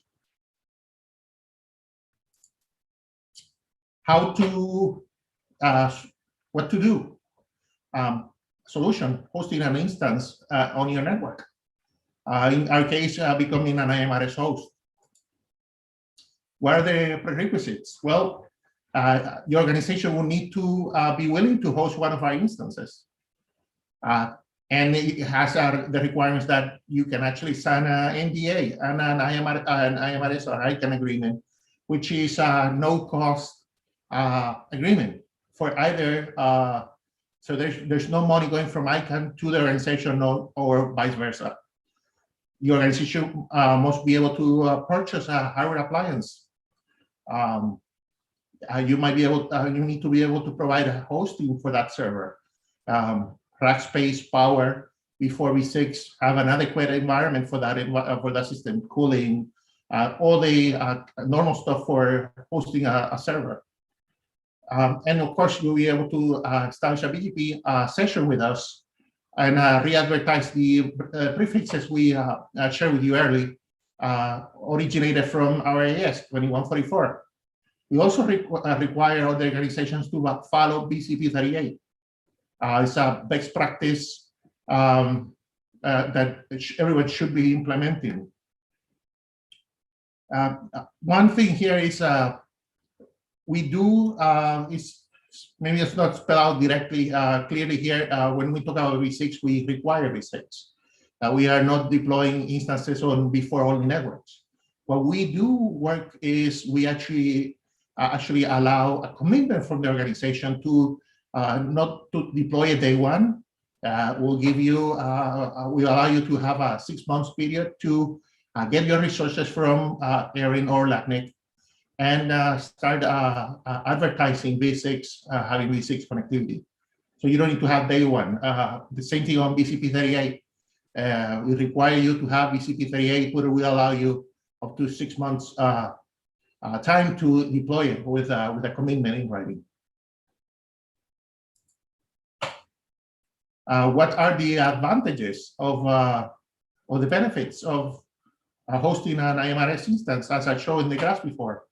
Well, having multiple copies allows to provide a better service, lower round trip, better user experience. It also increases capacity of the system, and it reduces the likelihood of an attack affecting the internet, as your DNS traffic would be local to you, not necessarily going out to your uplinks, which could be saturated on the DOS. It also allows us to have the flexibility of add and remove instances. So the fact there's an instance in your country doesn't mean that it's going to be there all the time. There's always maintenance periods that we have, either by ICANN or by even the host organization. So having multiple copies actually improves resiliency. What's the workflow for hosting an IMRS instance? Well, once the organization is able to satisfy the prerequisites, you reach out to your ICANN GSC local representative, in this case, Albert Daniels, who will help you. And there's others as well, depending, I'm guessing, depending on your country. Case of, for example, Puerto Rico, you would go to Naila Saras. Once the GSC team contacts our DNS engineering, which is under the same umbrella, we would then initialize the process, sending you initial information gathering document. What does it include? Just name of the organization, contact information, and some technical information like would you be able to satisfy BCP 38? Would you be able to satisfy the V6 requirement. What kind of organization are you? And so on. Once we do process that information, we internally, we then go ahead and send you an NDA.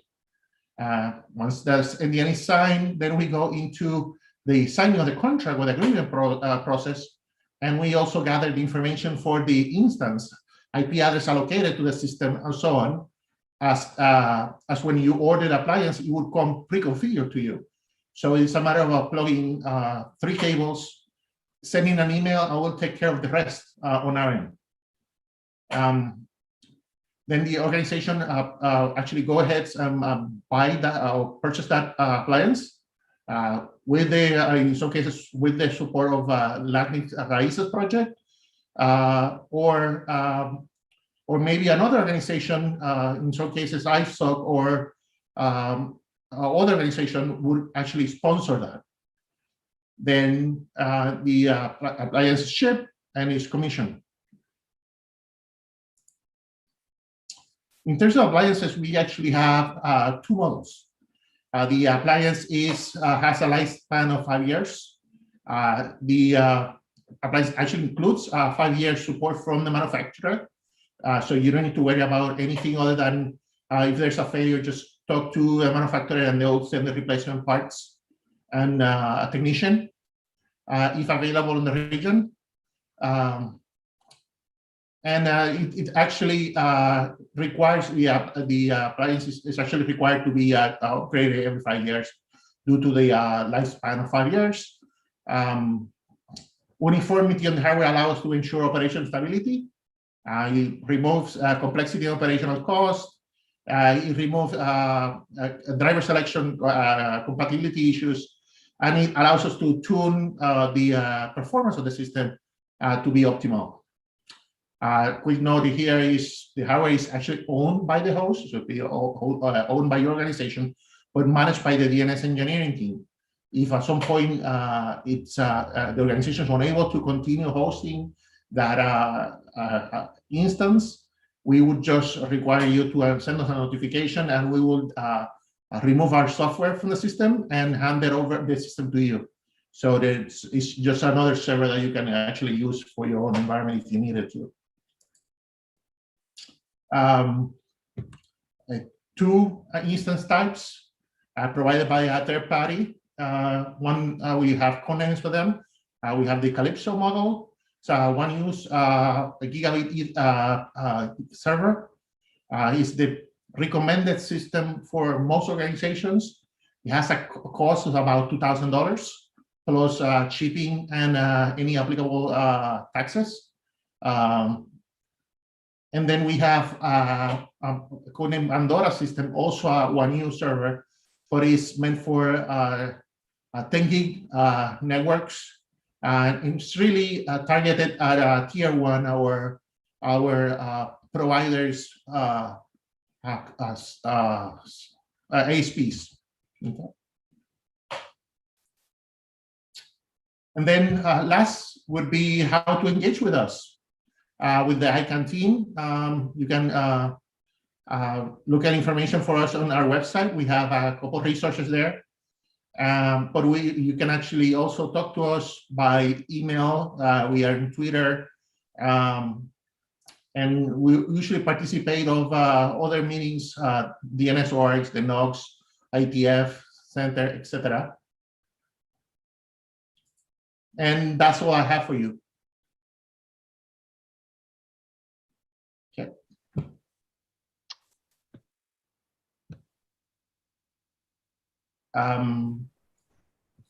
Any questions, I guess? Sure. Thank you. Thank you, David. Oh well, there's one question I'll read from the comment. Why, in terms of getting the root server installed? Because I know this has question has come up a number of times in different fora, mostly directed, or the conversations usually with Albert. About getting LRoot servers. So this is a question around why is the need of for an NDA with ICANN for the LRoot. Can you elaborate on that a bit? Yes. So the idea of the NDA is that as we host this instance, we might share information about our setup that we don't want to be published to third parties. It's a precaution. Usually we don't share any information we don't need to share. So it's about protecting our intellectual property on the setup of the system and the operation. Okay, so this is related to the actual implementation design per se, rather than any data about That's the DNS traffic. Okay. All right. There's also some. I noted, David, that you indicated that you were part of the Anycast transition in 2007. And you know, as we talk about rolling out DNS instances, one of the things with a kind of security hat on, I've taken note on, is that with a lot of stories in the news about cyber attacks, infrastructure being targeted, and so on, we hear a lot of stories about things on the Amazon cloud or the Microsoft cloud and so on being attacked, infrastructure. We hardly ever hear, if at all, I can't recall hearing any stories about the global DNS infrastructure itself, root servers, coming under serious attack or going down or anything like that. Could you just talk a little bit from a technical perspective with Anycast and so on? How is it that core DNS infrastructure is able to handle a lot of traffic, be served publicly, but still seems to stand up really well too? Well, today we have about 189 instances across the world, which means that traffic for the l.rootservice.net service is actually distributed. It's not distributed equally across all the instances, as traffic is geographical via the BGP routing on the internet. How we manage an attack it depends. But we've gone through attacks in the past. You can actually Google that. I think one of the biggest attacks actually happened in 2006. There's a lot of references on the internet about it. And if with our data available on stats.dns.icon, you're gonna see from time to time some spikes. So how we manage it will depend on the type of attack. Sometimes an attack is not really, depends on the size, for example. Some of these instances are capable of 1 gigabit of traffic, for example. And that's great for a geographical region, for a small network. But in the case of large attack, we actually also operate bigger clusters, clusters with 100 gigabit connectivity capacity. So we would shuffle traffic around. It's not a simple answer. Can you be a little more specific on what you're looking for? Well, I mean, you were actually answering it there. So, I mean, what I've understand from what you're saying, it's not that there are no attacks, obviously, but the distribution of the network and your ability, I guess, to sync the attack causes, at the end of the day, things to appear as if, nothing to look at here. Pretty much, yes. Okay. Well, I mean, that's very helpful to understand a little bit better. And just briefly before we run out of time, we had spoken, I remember, an ICANN event sometime probably mid towards the end of 2020, in which we're talking about how the DNS infrastructure has responded to the global pandemic, the usage and so on. At that point in time, was reported that that things have remained stable and no significant shift or change and so on. Could you kind of just give us a quick feedback about the state of that? Well, at the beginning of the pandemic, with more users on the internet for their day-to-day operation, like going to school or anything, we saw an increase over the traffic.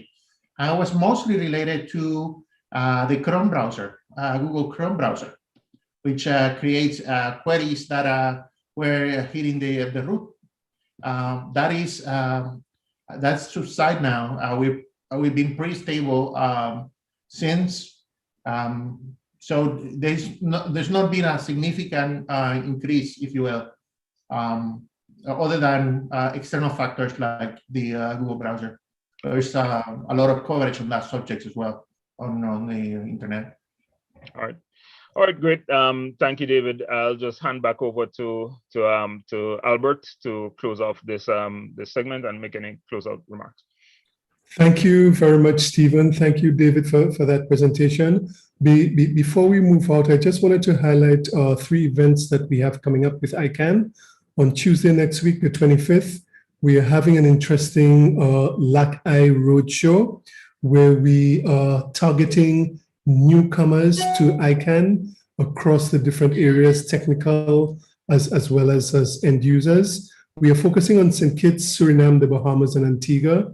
So if there are any stakeholders in your country who you feel are interested in what's happening in this particular space, you can encourage them to register for the LAC-I Roadshow. We've been having some discussions with ARIN with regard to some technical capacity building, centering around country code top-level domain managers. So you'll be hearing a little bit more about that.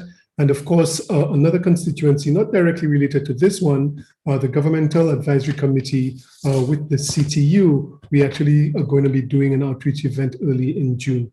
So most importantly, if you're interested in any of these, or if you know anyone who might be interested, just drop me a line and I'll get the registration details to you. Thank you very much. Back over to you guys. Thanks, Albert, and thanks, David. Thank you, Stephen, as well, for that session. So that was a securing the number resources segment. We want to switch gears now to our second feature address. And I'm really glad to have with us this morning Dr. Monifia Hewling. Let me just see if I can get her on screen. And she will be presenting on the state of play in the Caribbean cybersecurity landscape. Monifia is the founder of EM-ROC, one of the latest and greatest cybersecurity consultancies. Many of you may know as the former head of the Jamaica Cyber Incident Response Team, JA-CERT. She is an experienced cybercrime and security consultant, cybersecurity awareness champion, presenter, educator, trainer, researcher, lecturer, author, and all-around great personality. So I'm very, very glad to have her here with us this morning, and I'm looking forward to having her share on what she's seeing in terms of the Caribbean threat landscape and some of the opportunities that are available for network practitioners who are trying to understand what's going on in the Caribbean. Over to you, Monifia. Hi, good morning, all. I hope I'm being heard clearly. Thank you for that great introduction, and thank you for having me. Now, the regional outlook. Not much different from what's happening in the international space due to the nature of cybercrimes, as we may imagine. And we must, however, in the region realize that now there's great need more than ever to strengthen cybersecurity in the region. As we all have experienced, the world was taken off guard due to the pandemic. We had to go fully digital almost overnight, so to speak. And data indicates that approximately 1.2 billion persons were sent to work from home during the first month of COVID. Now, an important point to note is that companies all over the world, including the Caribbean and more so us, were forced to send the workers to work from home with little or no visibility and no prepared policies or procedures. These persons were sent to work from home with no preparation at all. They were just basically given a computer and sent home. Now, in the cyber world know that cyber criminals know this, and they have quickly restructured with little risk since they were basically operating fully online anyway. Now, some of the trends that we have observed in previous years continue. However, given the pandemic, there's now a greater attack base for the criminals. The first one I will look at is ransomware. And this has been in the news internationally quite recently, with one of the major attacks that's having a ripple effect on us. But I'll say 2 points with regards to ransomware. The Caribbean Council released a statement some time ago that points to a study done by Center for Strategic Studies and McAfee on the Latin American Caribbean region. And that study reveals that the Caribbean region has become now, and I quote, a new frontier for cyber attacks and crime estimated cost of around 900 billion per year. Can we manage that as a region? Now, while the main impact of ransomware involves extortion,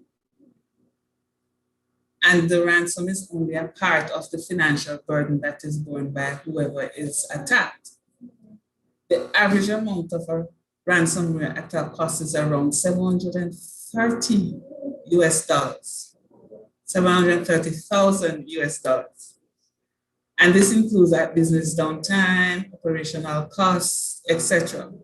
But if the ransom is being paid, meaning that if this business doesn't have any backup or any other solution and has to pay the ransom, this increases to an average of 1.4 million. Now consider that for an organization in the Caribbean, and we're speaking of US dollars. That's a lot of money. Another point to note about ransomware, which some of us may not consider, is that the privacy of data is now a documented fundamental right across the world, including the Caribbean. And we have a number of data protection and privacy laws that are now being put in place. A ransomware attack on any business puts data privacy at risk.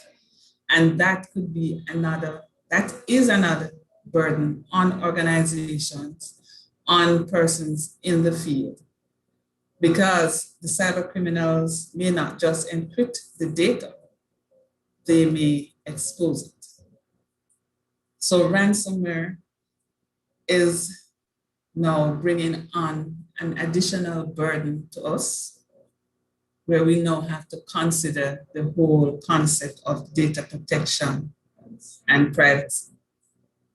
Now, another issue that we see, and I have seen, and I noted this from before with access to different platforms, is an increase in botnet infections.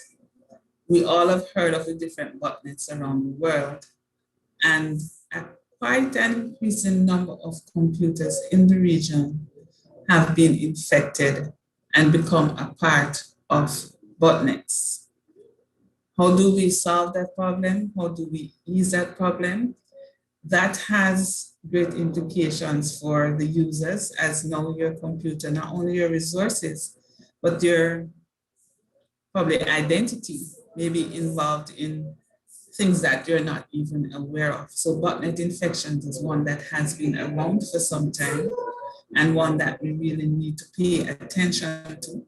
And I think that can be addressed mainly through awareness, having users being aware of how, what, when, where, how they use their computer, what they access, etc.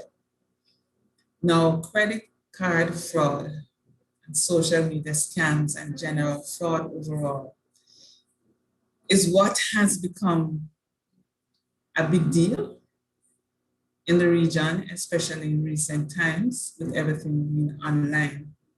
And even as the credit and debit card fraud increases in the region, the incidence of the crime is massively underreported as entities seek to protect their reputation. One of the things about these banking-related fraud is that they're hardly ever reported, but we hear about them because has to do with money, and people tend to squeal. And so that is a big issue, continues to be a big issue in the region. Anything to do with debit, especially debit and credit cards. Now to the big ticket item that has been proliferated more because of the COVID-19 pandemic, phishing. Phishing has skyrocketed. It has always been an issue, but it has increased. And we can see why, with everyone now working from home, with everything being done remotely, shopping, working, education, everything is now socializing. It's been done remotely. And this has increased significantly. We now find what has changed, in addition to having the subject headers of invoice and receipt, they now have COVID-related subject areas. So you might see a phishing email or a message or even a video entitled COVID safety or things to relieve COVID or COVID relief plan, COVID cash subsidy, those sort of things, anything COVID related, to prey now not only on the trust that phishing is usually based on, but they're now preying on the fear of citizens. And so that has increased, and we know that not only does it steal identity information, this also leads to the botnet infections, and also clicking on those phishing emails may also lead to the good old ransomware. So phishing probably could be considered one of the biggest threats now facing the region, and is what really needs to be addressed, since one phishing email can cause all that I described before. Clicking on an infected email attachment or weaponized attachment can cause a number of different things. So this would be the biggest factor just now. Now, critical factors to mitigating the threats highlighted, which are often ignored. And I know this is a technical gathering, but these are always ignored because they are considered less technical. And what I'm referring to is that of legislation, strategies and plans, institutional policies and procedures, training. Now, regarding legislation, we have seen a lot of laws being put in place by the regional governments to guide and regulate how data is processed and how electronic devices are used. So we have seen computer misuse acts, examples in Barbados.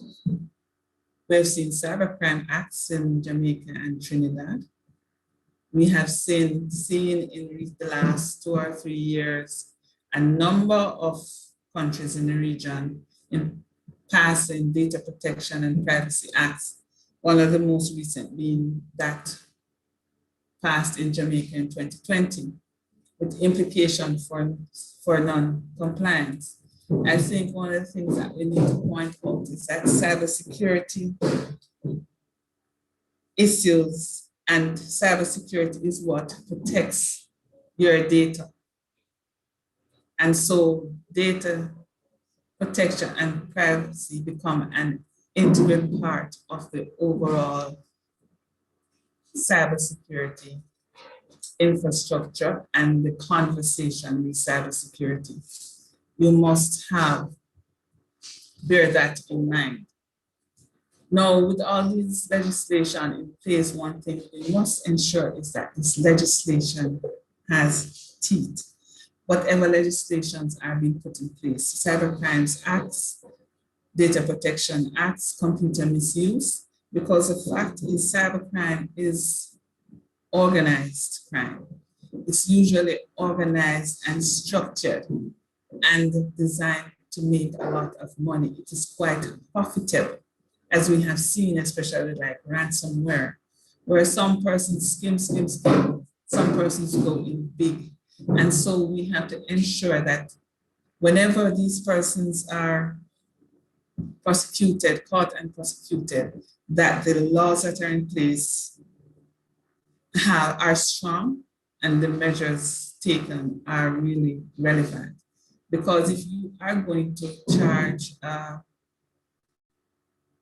someone found guilty of, say, using a computer or unauthorized access, something like 500 or even 5,000 US, that really does not make sense, because he would have made much more than that. So we have to ensure that these legislation are relevant. Now, strategies and plans should be in place at the regional, local, and organizational levels. At the regional level, I know there is a cybersecurity plan out of CARICOM Impacts for the entire Caribbean region. At the country level, I know for sure that with assistance from the Organization of American States and other international agencies, some islands in the regions have been developing cybersecurity strategies. In the case of Jamaica, I know they have not only developed one, but they are now in the process of reviewing the one that they had developed and published in 2015. Other countries that I know have strategies in place are Trinidad and Tobago and Ghana. However, again, I need to point out with these documents when we have them, which is why sometimes we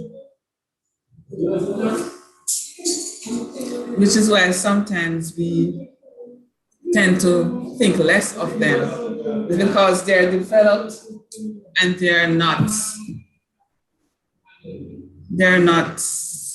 executed, they're not followed on. So we need to ensure that when we develop these strategies and plans, they're executed. They're not just placed on a shelf somewhere. They must be implemented and followed through. It has been noted that while few regional cases of DDoS and cybercrime ever become public because of the perceived reputational damage, there are enough reports of the existence of cyber attacks, including theft from banks, the hacking of government websites, to indicate that the region is not immune. I know there was a time when we all thought we were immune, but we are not. We are very much on the radar. Now, we need to bear in mind that a popular cybersecurity phrase that says you have been hacked, you just don't know it yet. And we have seen that over time that has been so. Now, given that organizations were forced online suddenly and would not have been prepared, some have been now actually making an effort to put these measures in place. It's realizing the importance of ICTs and realizing that training and awareness is a key component of all this. Now, I'll close by saying that the online space is used to enhance lives in the modern world. As ICT protection practitioners, we cannot afford for persons to lose trust in the internet and associated devices. Thus, as security professionals, we need to remember that this is an important element. Attackers are smart, creative, and well-financed, and not limited by, well, they are just not limited. They have the resources. And cybercrime doesn't recognize country borders or jurisdictions. So we must realize that it has to be multi-jurisdictional, multidisciplinary, it has to be public-private partnerships. It is our collective responsibility. We must take cybersecurity in the region seriously. Thank you. Excellent. Thank you, Dr. Hewlin, for that. Laid out the state of play really well. I think this complements the discussion that occurred yesterday in the forum with the CTU, in which we're looking at the regional and policy issues. And I think we have to keep rehearsing and broadcasting that it does require coordination and collaboration across the entire region. Now, in terms of statistics or getting a handle on exactly what's happening to be able to make a compelling statement, since a lot can be anecdotal. We have a question here in the chat. Are there any hard statistics about how these threats, which Dr. Hewlin highlighted, are affecting specific countries in the Caribbean? It seems the public awareness message could be better served by mandatory disclosure and better reporting. So, and what do you recommend in this regard? So, what statistics are there that you're aware of, and what would you recommend as a position on mandatory disclosure? My position on mandatory disclosure is that I totally agree, because that is why we have a problem with statistics in the region. They're carefully guarded. And so the statistics that we get are of persons walking in and making reports on things like social media scams, etc. Or if they know of their accounts being defrauded by a credit card or debit card scams. However, we find that the institutions are not making the reports. They tend to just pay back what needs to be paid back. And so there has always been this challenge with statistics. And even where you have them or where you find them out, you find that sometimes you come under fire if you say. But the fact is that we need to start sharing, and I've always advocated for sharing the information because it can help others and it can help you. And so we encourage the sharing. All right, great. I think you're muted, Monica. Hi, good morning, Dr. Hewlin. Claire Craig, CaribNOG. Thank you so much for your presentation. Very enlightening, and it really hits to the core of what the first keynote spoke about with respect to the trends that we are seeing out there. Now, you mentioned that there are programs such as from Caribbean Impacts for the government levels as well as for the country levels. But what kind of public awareness campaigns are there that might be available or that should be put in place for the organizations? As you said, the statistics are not being shared. They are getting attacked and they're paying the money. How can we make this more of a public awareness campaign within organizations and within the public sector, so that we can address some of these issues and more people are aware of what is happening and how they should combat it? Yes, I agree that there needs to be a campaign. It's one of the things I had done when I was with the government of Jamaica. There is no regional event or any activity or plans just now. Well, I shouldn't say plans, but I think there are plans in place for some training. But in terms of awareness, what I have seen is that there was a project out of the EU where they had the Be Safe or Stay Safe online campaign, but that was not enough. What we need is for us to get to the organizations themselves, have a plan outlined as to exactly what can be done and how it could benefit them, because unless you show them how it will benefit them, they really are not going to want to play. But I think what we actually need is an outline that can be spread throughout the entire region, something uniform, something probably out of impacts that can just be forced, not just for, and probably shouldn't be impacts, I say, but the General CARICOM Secretariat, where it is not just for law enforcement or for the military, but for citizenry as a whole, especially these organizations and banking especially. I don't know if we have a regional banking association that could be pushed through, but that is what we need, something direct that is not necessarily for law enforcement, but for other persons in the region, a full campaign. And we need to just come together and just work on this. Thank you. We need a regional cert. Yeah, it appears as if we IT professionals talk to each other, but as Niall said earlier today, we need to get into the different sectors. We need, as the banking sector, as you said, how do we get into their meetings and speak to them about these kinds of things? I think we need to be able to speak their language and allow them to invite us in, because this is such an important topic at this point in time. Yes, and the experience I've had is because they're so guarded, it's hard to get in, and even when you get in and speak to them, they lock down. Right. So it's just getting the trust. Probably it's the trust that we need. Right. Thank you. One final question for you, Monifa. We have, and this is in response to the whole disclosure question that was asked earlier.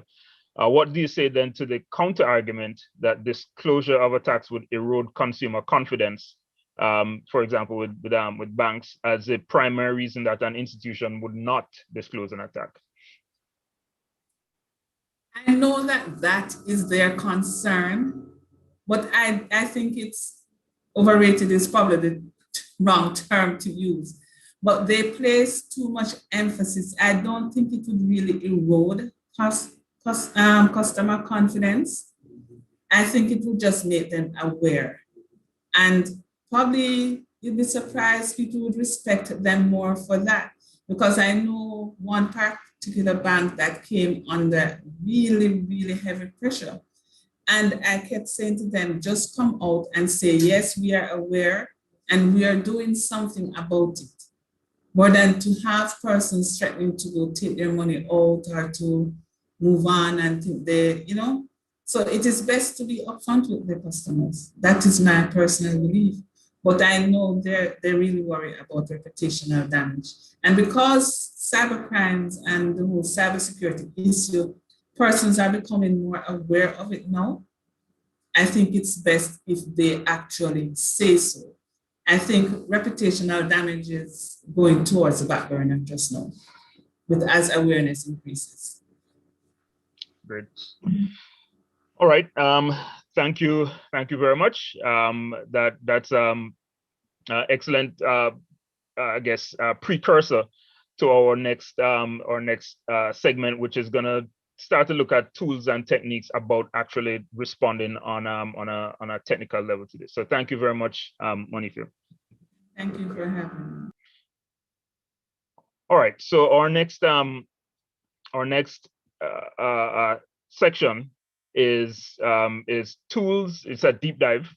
Tools, techniques, and processes to help service providers combat malware, and that's this is in the context of all that we've been speaking of today, the hacks, the cyber attacks, which we've seen come against massive infrastructure in more recent times, and this is a joint I guess session by myself and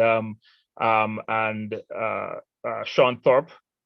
He's a professor and head of School of Computing at the University of Technology in Jamaica. Sean has been, he's a part of the CaribNOG community And he has been one of the voices in recent times who has been joined in bringing awareness to the issues around the technical processes around protecting infrastructure. So he's prepared a short presentation, 15 minutes, which will get into the details of techniques and tools looking at malware and protection. And then after that, we'll look at that presentation, and then after that, we'll have some interaction and some discussion around it. This is in a wider frame of us in CaribNOG looking at a more academic and data-based response to the situation that we're in, measuring things and as well having specific policies and structures for responding to it. And so we want to look at the tools and techniques here, and then talk about how we can practically go into implementing and protecting our networks. So I'm going to start our video presentation now.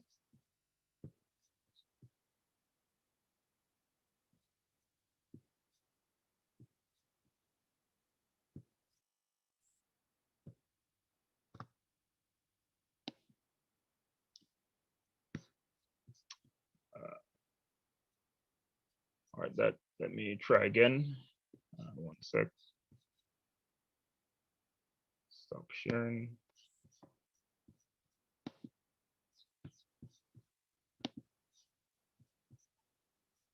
All right, let me try this again.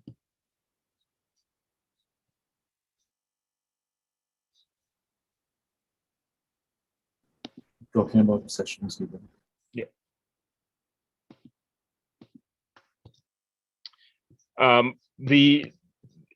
So we are what I try to get this this video going.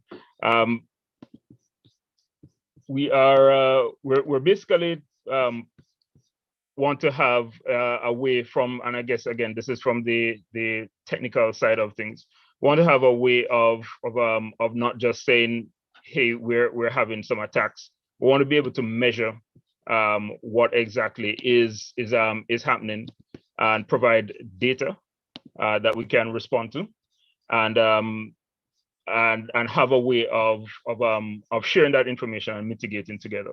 So let's see if we can get this going now. A pleasant good day. Welcome to our session on malware tools and techniques. I am Professor Sean Thorpe from the University of Technology, Jamaica, and I'm doing this presentation with my colleague, Mr. Stephen Lee from CaribNOG Engineering.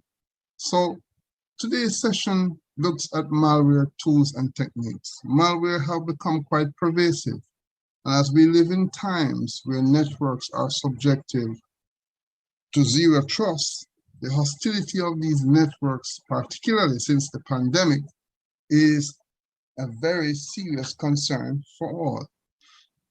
So this talk looks in basic concepts at malware tools and techniques. The goals of malware analysis, in the essence of it, is really to actually track what has happened as it relates to an incident. And in essence, what the incident will reveal is some basic case history relating to how the malware affected the particular environment. So if we use the use case of a medical clinic here in the Caribbean, with 10 of its offices found on one of the workstations affected, the hired consultant, which could be Steve nor myself, would come in to clean and re-image that particular machine. All done, you would say, right? Case closed. Well, after the malware is found, you need to know, did the attacker implant a rootkit or Trojan on your system? Is the attacker really gone? and this is becoming quite proliferate now in larger scale network attacks. What did the attacker steal or add? How did the attack get in? How did that attacker get in? In essence, you need some form of root cause analysis. If we think about LinkedIn's breaches, for example, in the past, you know, and interestingly, they had one breach with 1 million, another with 2-3 million, based on the upgrades that they did, and still they were still subjected to more and more attacks. I mean, the root cause was not really ascertained in a significant way. All right. So, in essence, what obtains when you look at a malware analysis, dissecting the malware to understand how it works is crucial. You know, how to identify it, how to defeat it, how to eliminate it. These are all critical elements of a conversation that needs to be had in a very serious way. So, in essence, when you look at the conversation, the goals of malware analysis is, in essence, looking at the information required to respond to a network intrusion. Let me repeat that. The goals of a malware analysis, in essence, is to look at the information required to respond to a network intrusion. Exactly what happened, ensure you have looked at all the infected machines and files. So in future, as it relates to readiness against future attacks, you can actually have some terms of reference that appreciates the anatomy of what took place in that present scheme of things. How to measure and contain the damage, find signatures for intrusion detection, right? So these signatures can come in the form of host-based signatures or network signatures. So the essence of identifying the files and registry local keys on that would-be victim's machine is particularly important. That would indicate the infection that had arisen. So focus on what the malware did, very carefully, not the malware itself, what it did, the footprint of what it actually did. And this is different from antivirus signatures, all right? And this is for the host-based type setup. Your network signatures detect malware by analyzing the local traffic, and in essence, more effective when made using malware analysis when you look at network signature schemes. So in essence, you could do one of these signature scheme analysis, comes back with false positives. Of course, this conversation is not looking at predictive analytics on the malware themselves, where we can use machine learning techniques in a significant way, right, from one algorithm to the next. But the essence is that if this is a false positive, the essence of whether or not the attack has gone is still to be debated. So it's one thing to look at the footprint of the attack.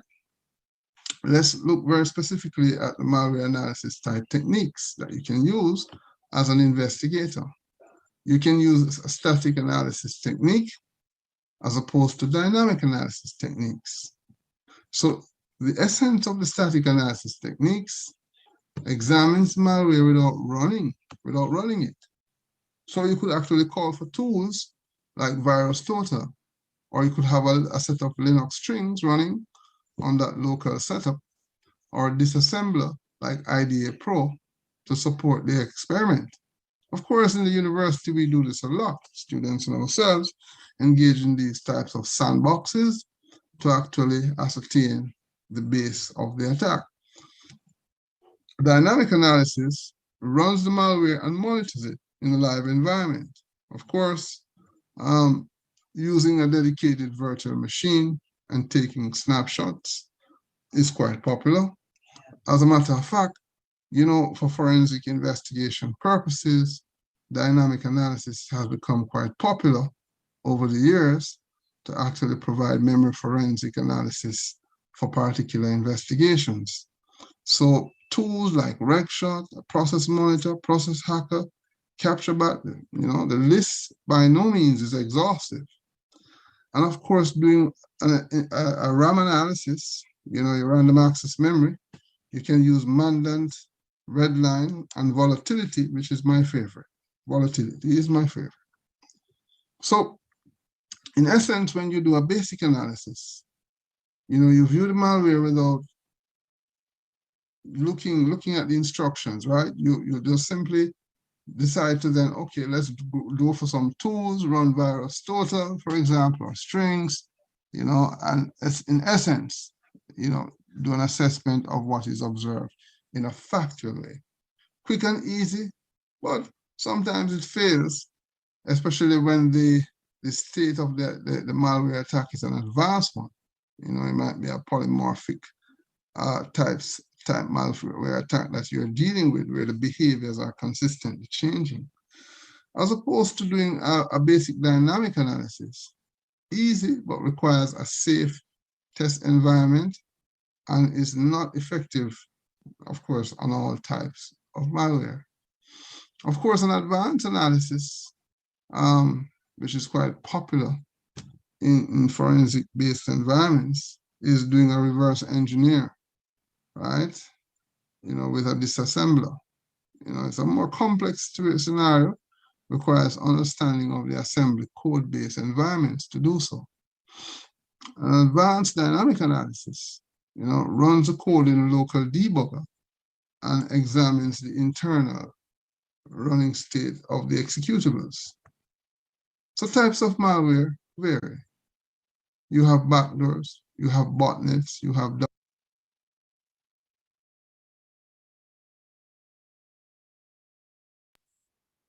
So want to just pause briefly here before we go on and talk about the types of malware, just to point out that the techniques or the different tools and approaches to analyzing the malware which Sean spoke about. Those are some of the things that we're going to be diving deeper into inside of our CaribNOG labs as we go down into this year. Actually, setting up these lab environments, we've been in discussion with Sean about these things, and we'll be setting up the lab environments in which we can actually look into the malware, the types of bots, and get an understanding of how to break them down. A few of us would be aware of tools like Kali Linux and so on, and would have played around with those on our own. But we're looking to have a lot more structured interventions into that. So this is really solid technical information for the persons who are involved in the security space. I wanted to just interject that there. We'll, as you go through this, please do queue up your questions, your thoughts around how your areas of interest where this is and how we can proceed. We'll watch through to the rest of the video and then have some more interactions around the issues that we're seeing here. Let me share again.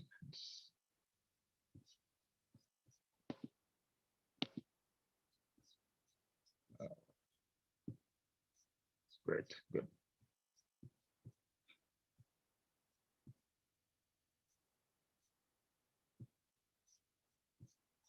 Keep talking.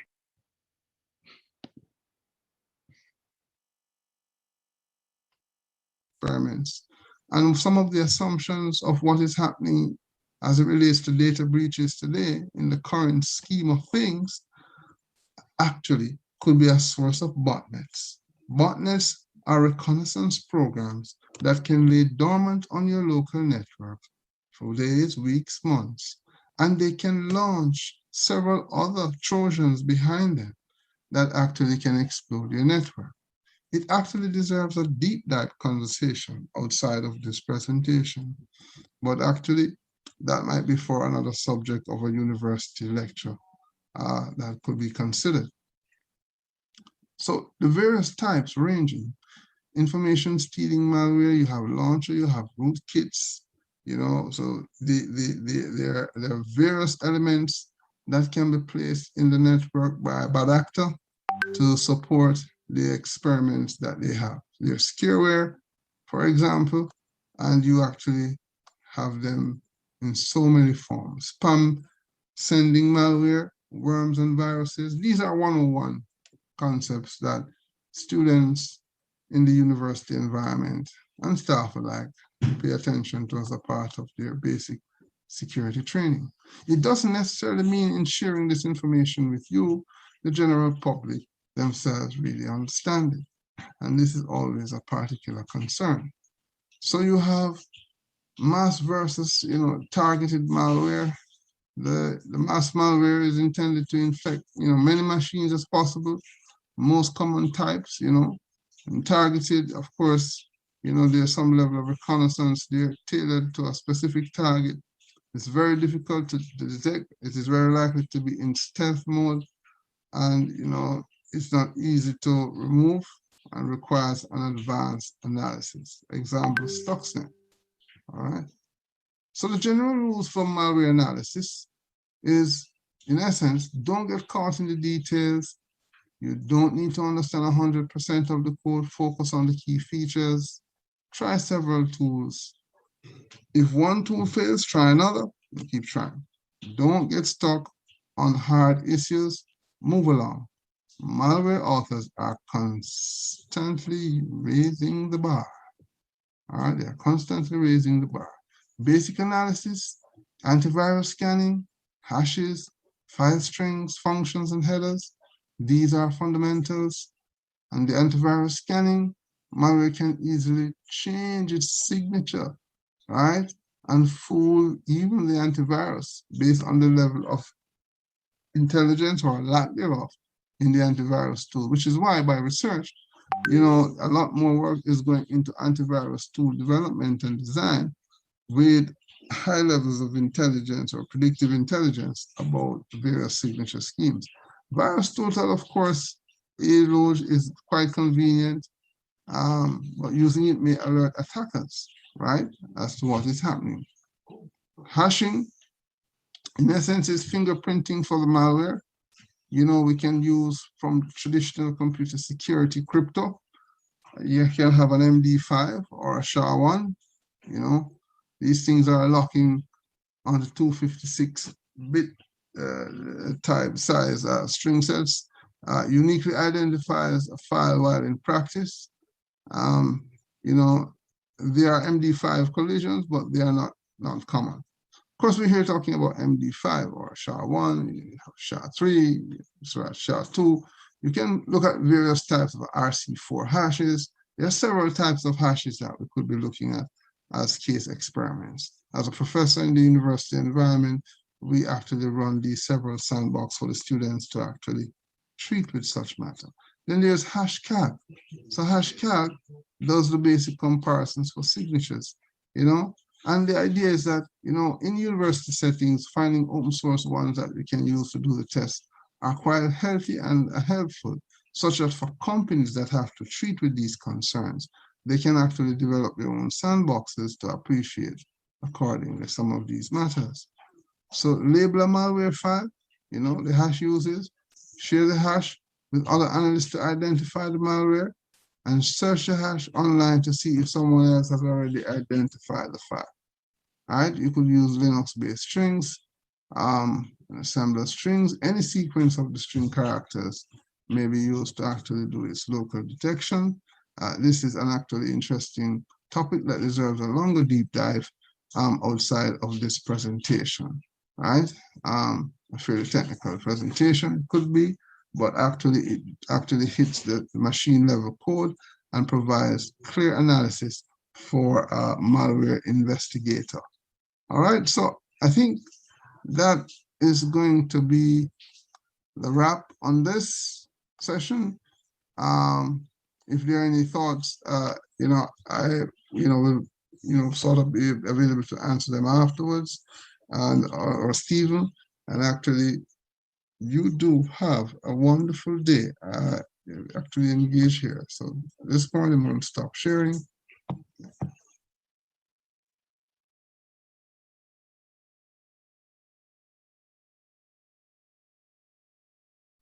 All right.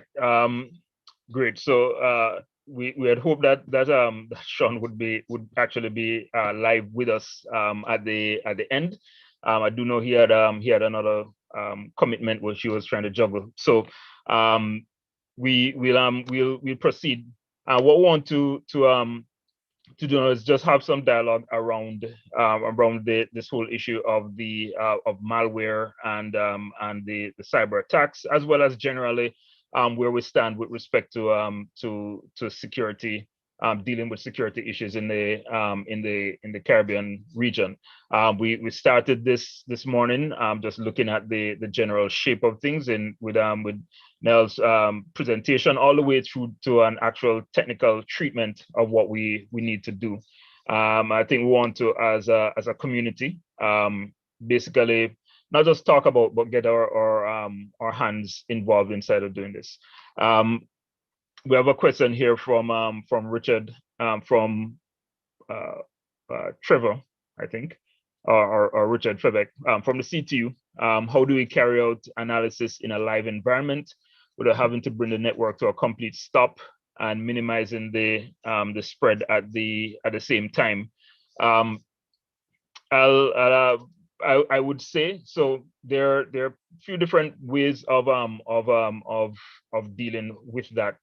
In an ideal situation, we'd be basically able to sync the attacking traffic away from the most vulnerable points, or away from the infrastructure which it is targeting.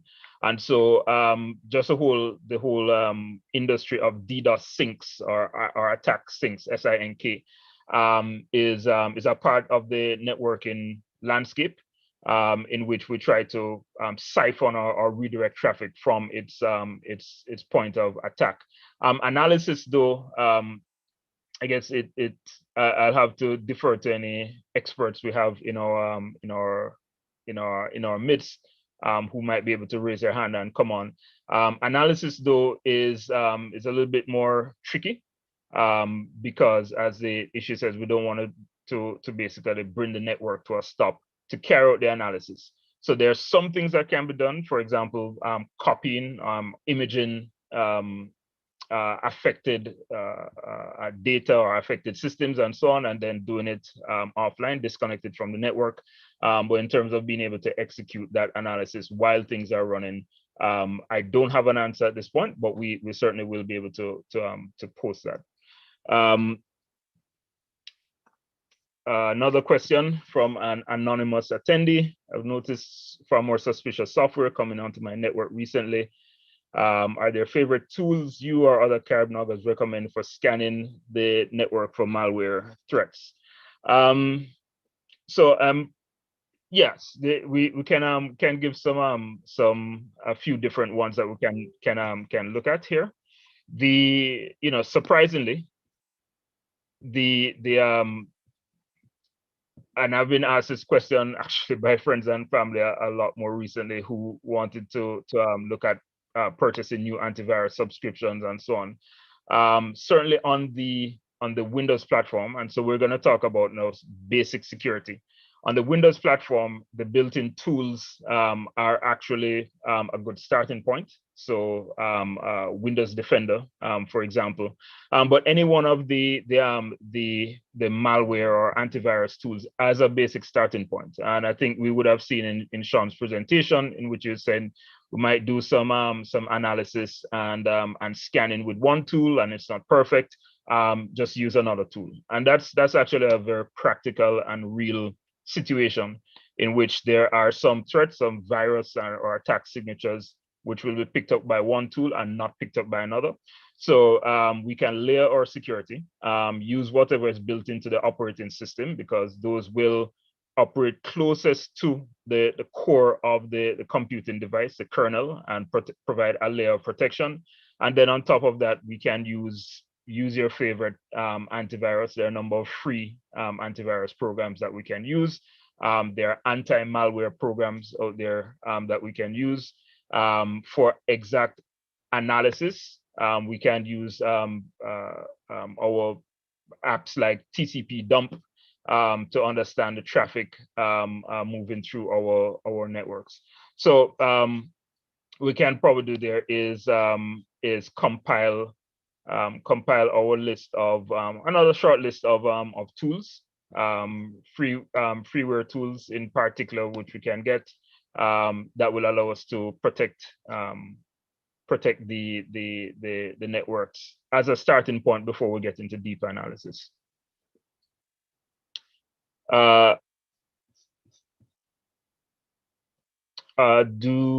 Does CaribNOG, just dealing with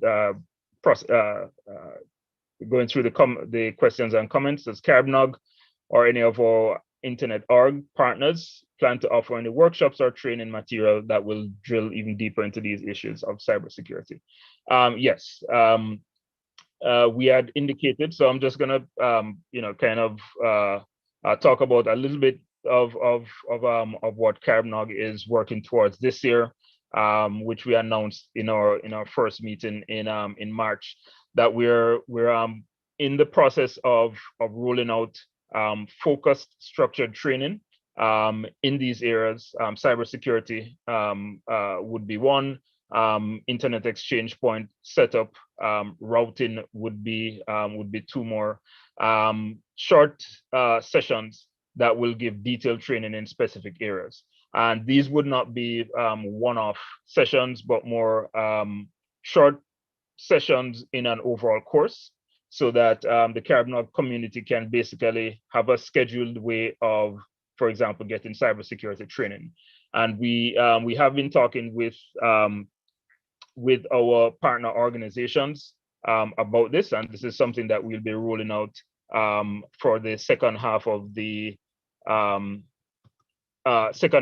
year. And as I said, this is training around security. We're talking to rolling out a cybersecurity course, as well as BGP and routing issues, as well as internet exchange point setup. So I do encourage you to look forward to that. Also join our WhatsApp group. It's been posted in a chat in which you can stay in touch with a lot of these developments as they're rolling out. Albert? Yes, just to say, Bevel, that from an ICANN perspective, we focus on DNS security, and I'm happy with training that we did recently with CaribNOG, where we dove very deeply into how you actually deploy DNSSEC using a virtual hands-on lab. And I think that went very well, and we will continue to look forward to doing those kinds of capacity building with CaribNOGers moving forward. Thanks, Bevel. Thank you, Albert. And Stephen, just to reiterate the fact that the ARIN Technical Community Forum is not just a one-day event, but it also is planning to work very closely with CaribNOG to continue diving deeper into some of these cybersecurity related topics. We've also been having conversations with the OAS CT group about training material that can be made available to the CaribNOG community. So our plan is to really stand alongside you and the team at CaribNOG, Stephen, to ensure that more training can be offered in very specific or targeted areas that we identify as being important to network security in the region. All right, thank you, Bill. I have a question. Any thoughts on having a regional roving white hat oriented DEF CON conference to enhance visibility of current threats? So that would well, let me put it this way. The kind of conversation that we're having now and what we want to mobilize in the community from as this year goes forward, I think does start to give us that kind of DEF CON black hat type of forum. Not exactly in the same way, in the same scale as what those conferences would be. But if you think about it, the Caribbean networking professionals, meeting together around a current set of whether issues or needs inside of the community, and then having a structured way via information sharing and training, which we just spoke about, to address it, is essentially giving us that same that same kind of effect. So you know, when it comes to do we have an event or a set of events at the same scale in quite the same way, maybe that's not necessary, but we certainly can expand the kind of conversation that we're having right now, to, because at the end of the day, one of the things that we want to do is for engineers and our network operators to build solid networks from the ground up, from the start, you know. And so if we have good networking practices, then you basically start to address the problem even before we get down the road. All right, so we don't have any more questions related to this in the queue. I'm going to ask. I'll just jump in and just make a comment. I mean, sure. I know. Sorry, you're not seeing my video. Yeah, you need right. your video back. Yeah. Albert, just from ICANN, just spoke about the training session, the lab that we did with ICANN at the last CaribNOG 21. And these are some of the things that that CaribNOG wants to continue to do more of these moving forward. So this is, as some of you may have noticed, this is a new CaribNOG. Our format has changed. COVID has caused us to, we've gone online completely, our sessions are shorter. And sessions such as the one that we just did with Sean is an example of some of the type of information that we would want to share with our community as part of our capacity capacity building and training for our network administrators. Therefore, I'm saying that to say, if there are training sessions that you think that you would like to see coming out of CaribNOG, please post it in our chat, join our WhatsApp groups, and let us know how CaribNOG can help you moving forward. What are some of the areas? For instance, one of the questions that I've been asking is, how can we get the information out there? And someone said earlier in one of the groups, we're talking to ourselves. If there are opportunities for some of the experts to speak in one of your organizations or to speak at one of your subsector meetings, that is what we are here for. Morphia was talking about how difficult it is to get into some of these sectors. And therefore, we need to use our networks as far as possible to penetrate some of these networks so that we can share some of the information that is so rich among this community. So let's begin to think about those things and share them, as I said, in our WhatsApp groups. Someone mentioned earlier also about our media sharing some of this information. And I have seen this kind of capacity building as well as public awareness being shared by our telecommunications authority. And these are some of the things that we could continue to suggest and as a way of getting the information out there. It doesn't make sense for us to just keep it to ourselves. So I just wanted to make that comment, Stephen. All right. Thanks, Claire.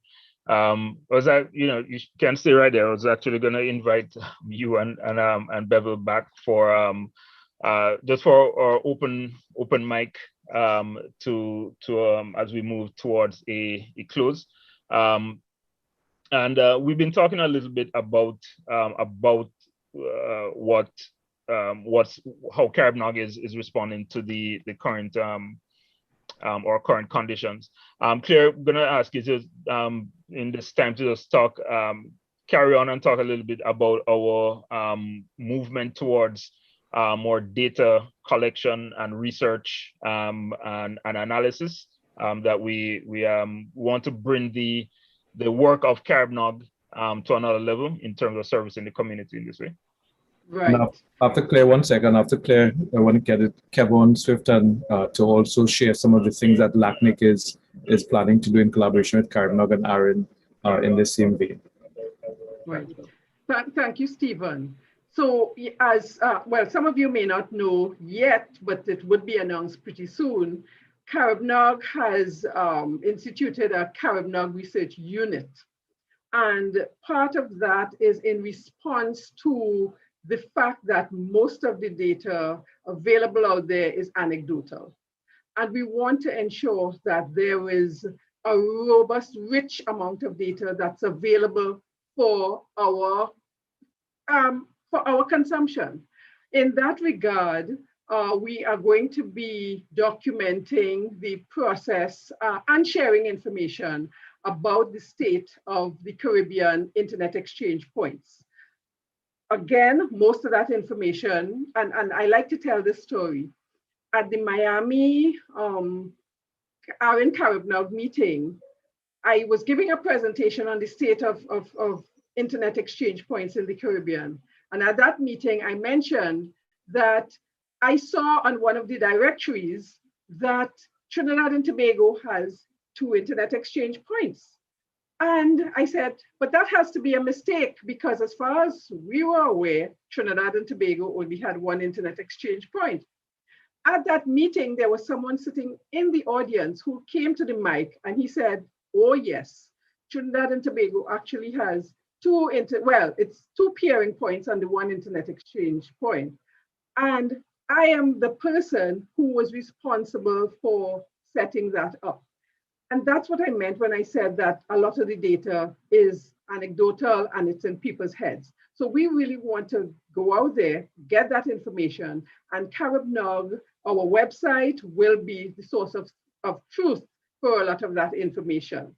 Other kinds of information that we've been looking at and realizing that's not readily available is the kind of live traffic that is being pushed through these Internet exchange points. If you go to any of the websites for the Caribbean Internet exchange points, the data does not really exist, except for possibly AM6 Caribbean in Curacao, where they have really good information about what is happening on their Internet exchange points. And so that is some of the information that we would like to be able to share on the Caribbean as part of our research. And the third thing is to develop an updatable Internet exchange point directory. And that is going to be another focal point for our CaribNOG research unit. So at this point, I also wanted to note that it's important for us to look at some of the grants that are available. And Kevin will probably talk about LATNIC that Carlos spoke about. But there is also the ARIN community grant that is available for some of this kind of research. Information for that is available on the ARIN website. So I will stop there. Thank you very much, Stephen. All right. Thank you, Claire. And just to point out, the things that Claire has mentioned are not future, but they're happening right now. The research has already started and data collection. So we're talking to members of the community and documenting the findings. And we'll be kind of having an open data approach in which we'll release the ways in which to connect to the information and pull it from the CaribNOG host, wherever we're hosting it. Let me ask Kevin if you can put on your video and come up and talk to us a little bit about the LATNIC CaribNOG initiatives. Thank you very much, Stephen. I just want to recap a couple of things that Carlos had mentioned in passing and to make them or contextualize them a bit better. He had mentioned the Mass Races program, which is our support program to help spread the copies of the root zone servers across the region. So that program in particular is about to end soon, meaning the call for applications. What we do really is that we are neither the operators of the root zone servers, nor are we the actual intended beneficiaries of that, but we do provide some form of support as a middleman.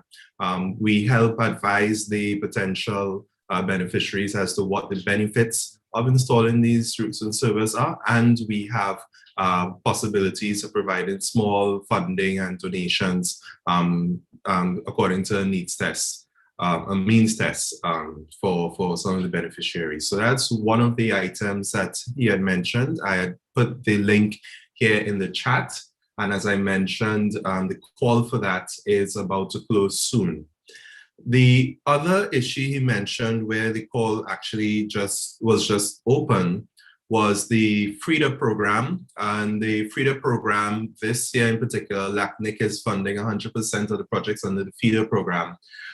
He'd spoken about the three categories that we're looking at: internet stability and security, open and free internet, internet access. They are simple things. So for instance, if you have an IXP and you want to scale up your operations and there are limitations as to the funding for those operations, FRIDA is in a position to finance those sort of projects as well. And that is a call that had been recently opened. The call should be going until about the 10th or 11th of June. And it's something that I would strongly encourage folks to think about.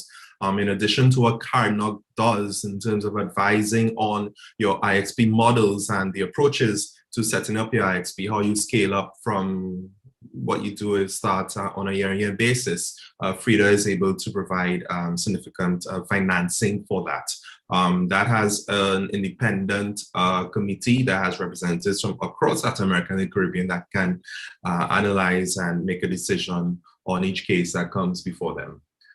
And I wanted to also mention, and I'm going to put the link here in the chat, our LACNIC campus has really been instrumental to how we do outreach and other activities during the pandemic.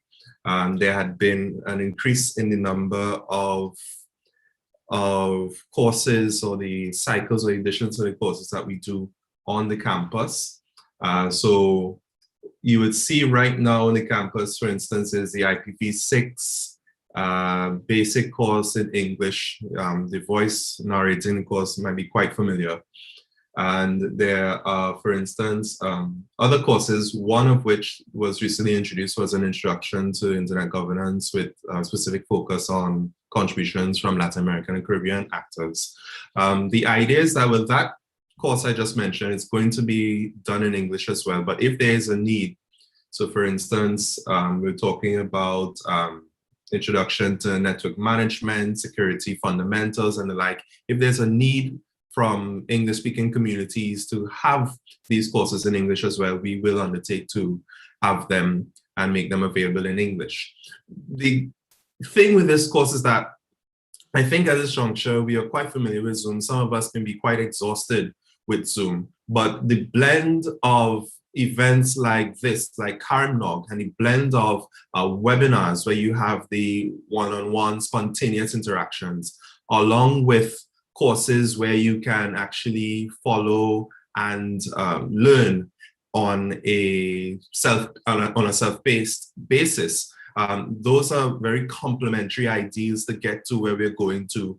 As Neil had highlighted earlier today, the risk profile has increased significantly as we all have gone on to digital. So it'd be really good to have these things in mind and say, okay, besides just getting people connected, besides just looking at the basic pivoting strategies, how do I really shore up my network? How do I really work on the questions of network resilience and the like?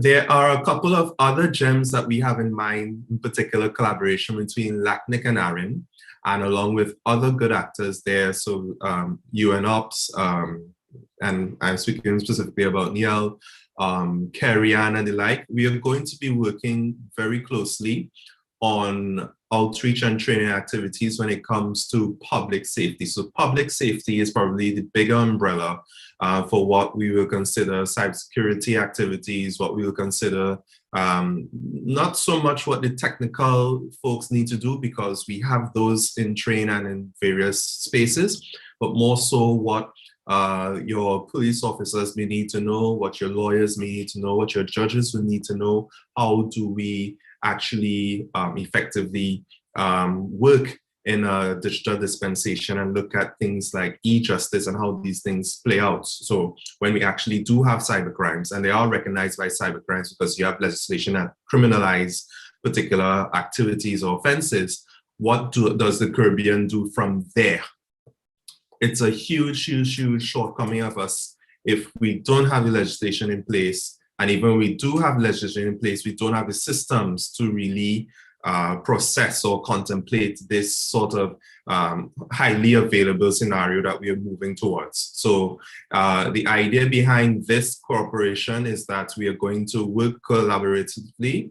Yesterday, Carrie-Ann spoke a lot about the need to somewhat streamline these things because there are so many actors offering a variety of things. The idea is that if we come together, we can make it a lot easier for governments, for audiences to understand what each component is and how to match them better, how to strategize for rolling out effective cybersecurity in a place.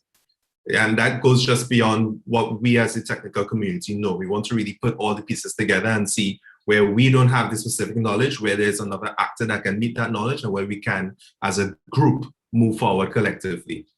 So those are just some of the ideas and some of the things that are available and what we have in mind. And of course, you will hear much more from myself and Bevel and others in the weeks to come. Great. Thank you, Kevin. And this idea of the collaborations between the organizations getting a lot more synchronized. Want to encourage the community that we are in sync and synchronizing more and more and working together towards exactly the same goal. And so what we might not find in one org or one context, we can find right there with our same community and our colleagues in another context. So I think we're moving forward really well towards strengthening the technical knowledge resource as well as our policy level, and all of the surrounding environment to ensure that we have a good ICT space in the Caribbean. Bevel, then I ask you to kind of. I just want to build on that, Stephen. Thank you. And I want to just reiterate something that both Kevin and Albert had alluded to earlier. That is the commitment that we have between the IORGs in the region to work very closely together inside of this new normal that we find ourselves in. And there are going to be several examples of this coordination in the months to come. One of the most immediate will be this year's CARPIF meeting, which is scheduled for the 7th of July. And once again, you're going to see LACNIC, ICANN, ISOC, ARIN working together with CaribNOG to present this year's CARPIF event. I just wanted to make sure that we all save the date. The agenda this year is going to be a very much focused on some of these same topics, but we're looking at the issue of supercharging Caribbean digital content and the digital services. As many of you would have heard over the last few days, if you joined the ARIN Caribbean Forum, there is an acceleration of applications and services being put online. And with that comes a whole new attention toward what is the nature of the infrastructure that supports it, and how much of that infrastructure lives or exists within the local boundaries and within the regional boundaries, so that we can get the best performance, the best costs, best economies out of the internet traffic that essentially should remain within the region. And so for this year's CARPIF 7, we're looking at supercharging content and services, but also looking at it from the angle of IX routing and security.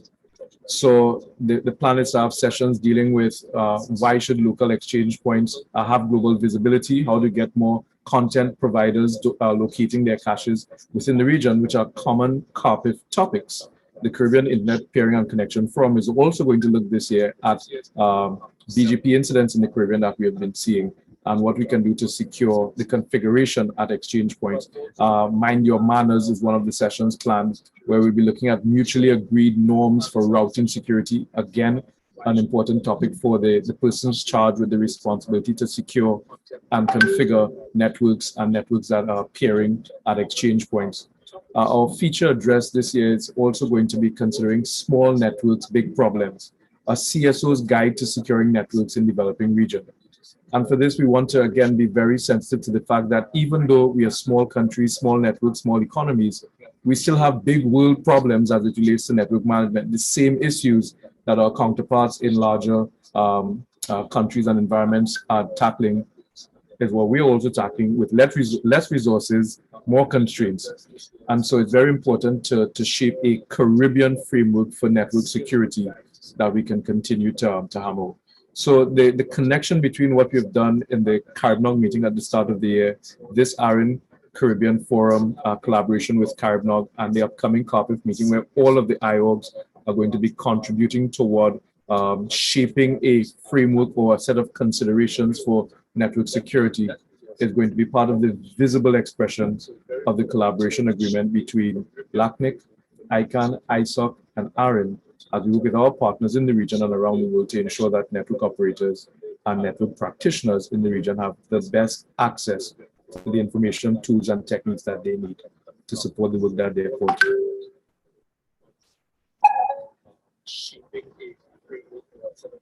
Shannon, I don't know if you want to add anything to that. I know you've been doing work with ISOC in the areas of IXP, but also in terms of training and capacity building. Maybe you want to share with the CaribNOG community what some of the priorities are on your end. Yes. Okay. Thank you, Bevel. Basically, we at Internet Society, we have been focusing this year a lot on, let's say, what we call in order for the internet to grow. We're focusing on two areas, internet growth. How can we get a much bigger internet, get much more people connected to the internet? And we have a few projects focusing on those. And it's not only to get the internet to grow, but we're also looking at how can we have a much more secure internet. And in that regard, we're looking at, for example, at encryption and also at manners that we have been doing some workshops together with CaribNOG. One very specific area, given that you did mention CaribNOG, that I think that is also very important for us here in the Caribbean, is the quality of service of the internet that we are experiencing right now. We know we have seen, for example, some developments, some operators taking over others, and some activities going on. But at the end of the day, we are still seeing or getting a lot of complaints from the local technical community. So I think that's a very important area that we can take some time to focus on and to see what are the real issues, what are the problems, what are the challenges, and how can we, for example, assist, how can we enhance the infrastructures that we are having in the Caribbean, so that we can experience a much better internet, which talking to people in the region is not always the case presently. So I think that's also a very important topic that we can focus on. And also, just to add a bit with what you did mention with respect to cost, that's also the other area that is also very important, especially if you would like to use the internet not only to search Google and to be on Facebook, gossip, and those kind of things, but if you would like to develop, let's say, the economy, another kind of internet economy, that's very important if we can look at that combination. So the quality of service and also the cost aspect, as you did mention.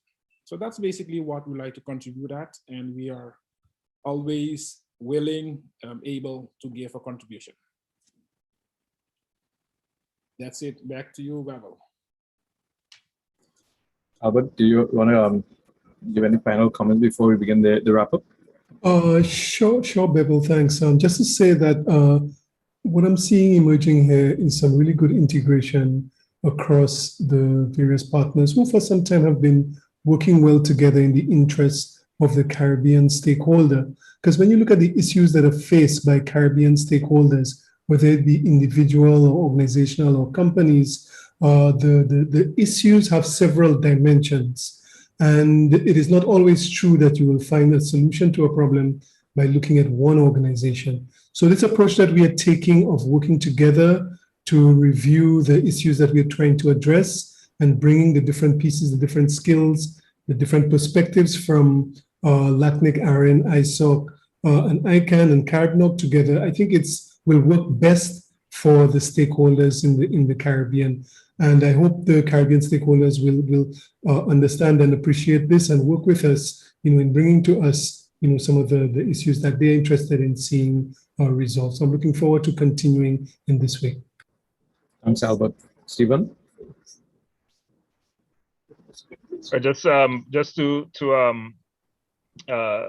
indicate that we're looking forward to the CARPIF meeting in July, and also a second the fall Caribbean meeting. Let me put it CaribNOG meeting. Let me put it that way, since we're having a lot more shorter meetings throughout the year, in which we'll continue to look at these issues around security and infrastructure, which are important to the members of the community, and so just want to encourage everybody, or say again, let's talk some more on our WhatsApp groups and in the different fora that we have connections with each other, because we're having very important conversations right now, and I think everybody's committed to implementing the changes that we're looking at.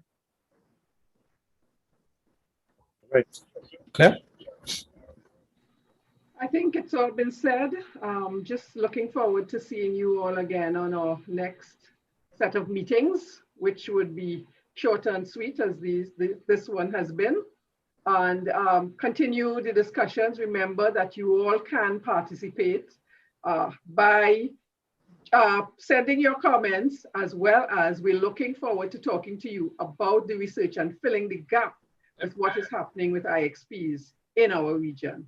So I am looking forward to meeting and talking to you guys, and thank you all for your comments, your contributions, and look forward to talking with you again soon. All right, well, I've invited Rochelle Aini, the Senior Vice President of ARIN's Government Affairs Division, also to join us in this wrap-up, and just wanted to have the opportunity to say a few words to the community. It's been a while since she addressed a CaribNOG audience, so very glad to have you on, and good morning. Or good afternoon, sorry. Yeah, good afternoon or good morning, depending on where you are, I guess. Thanks for giving me the floor, Bevel, and really glad to see you all here. Should I say older colleagues? Does that make us old, Sherman, Albert? I don't know, but really glad to see you. Claire, congratulations, and thanks again for taking the research aspect. This is truly important because, as we said for the past 2 days, we can only go when we know what it is we're trying to resolve in terms of problems.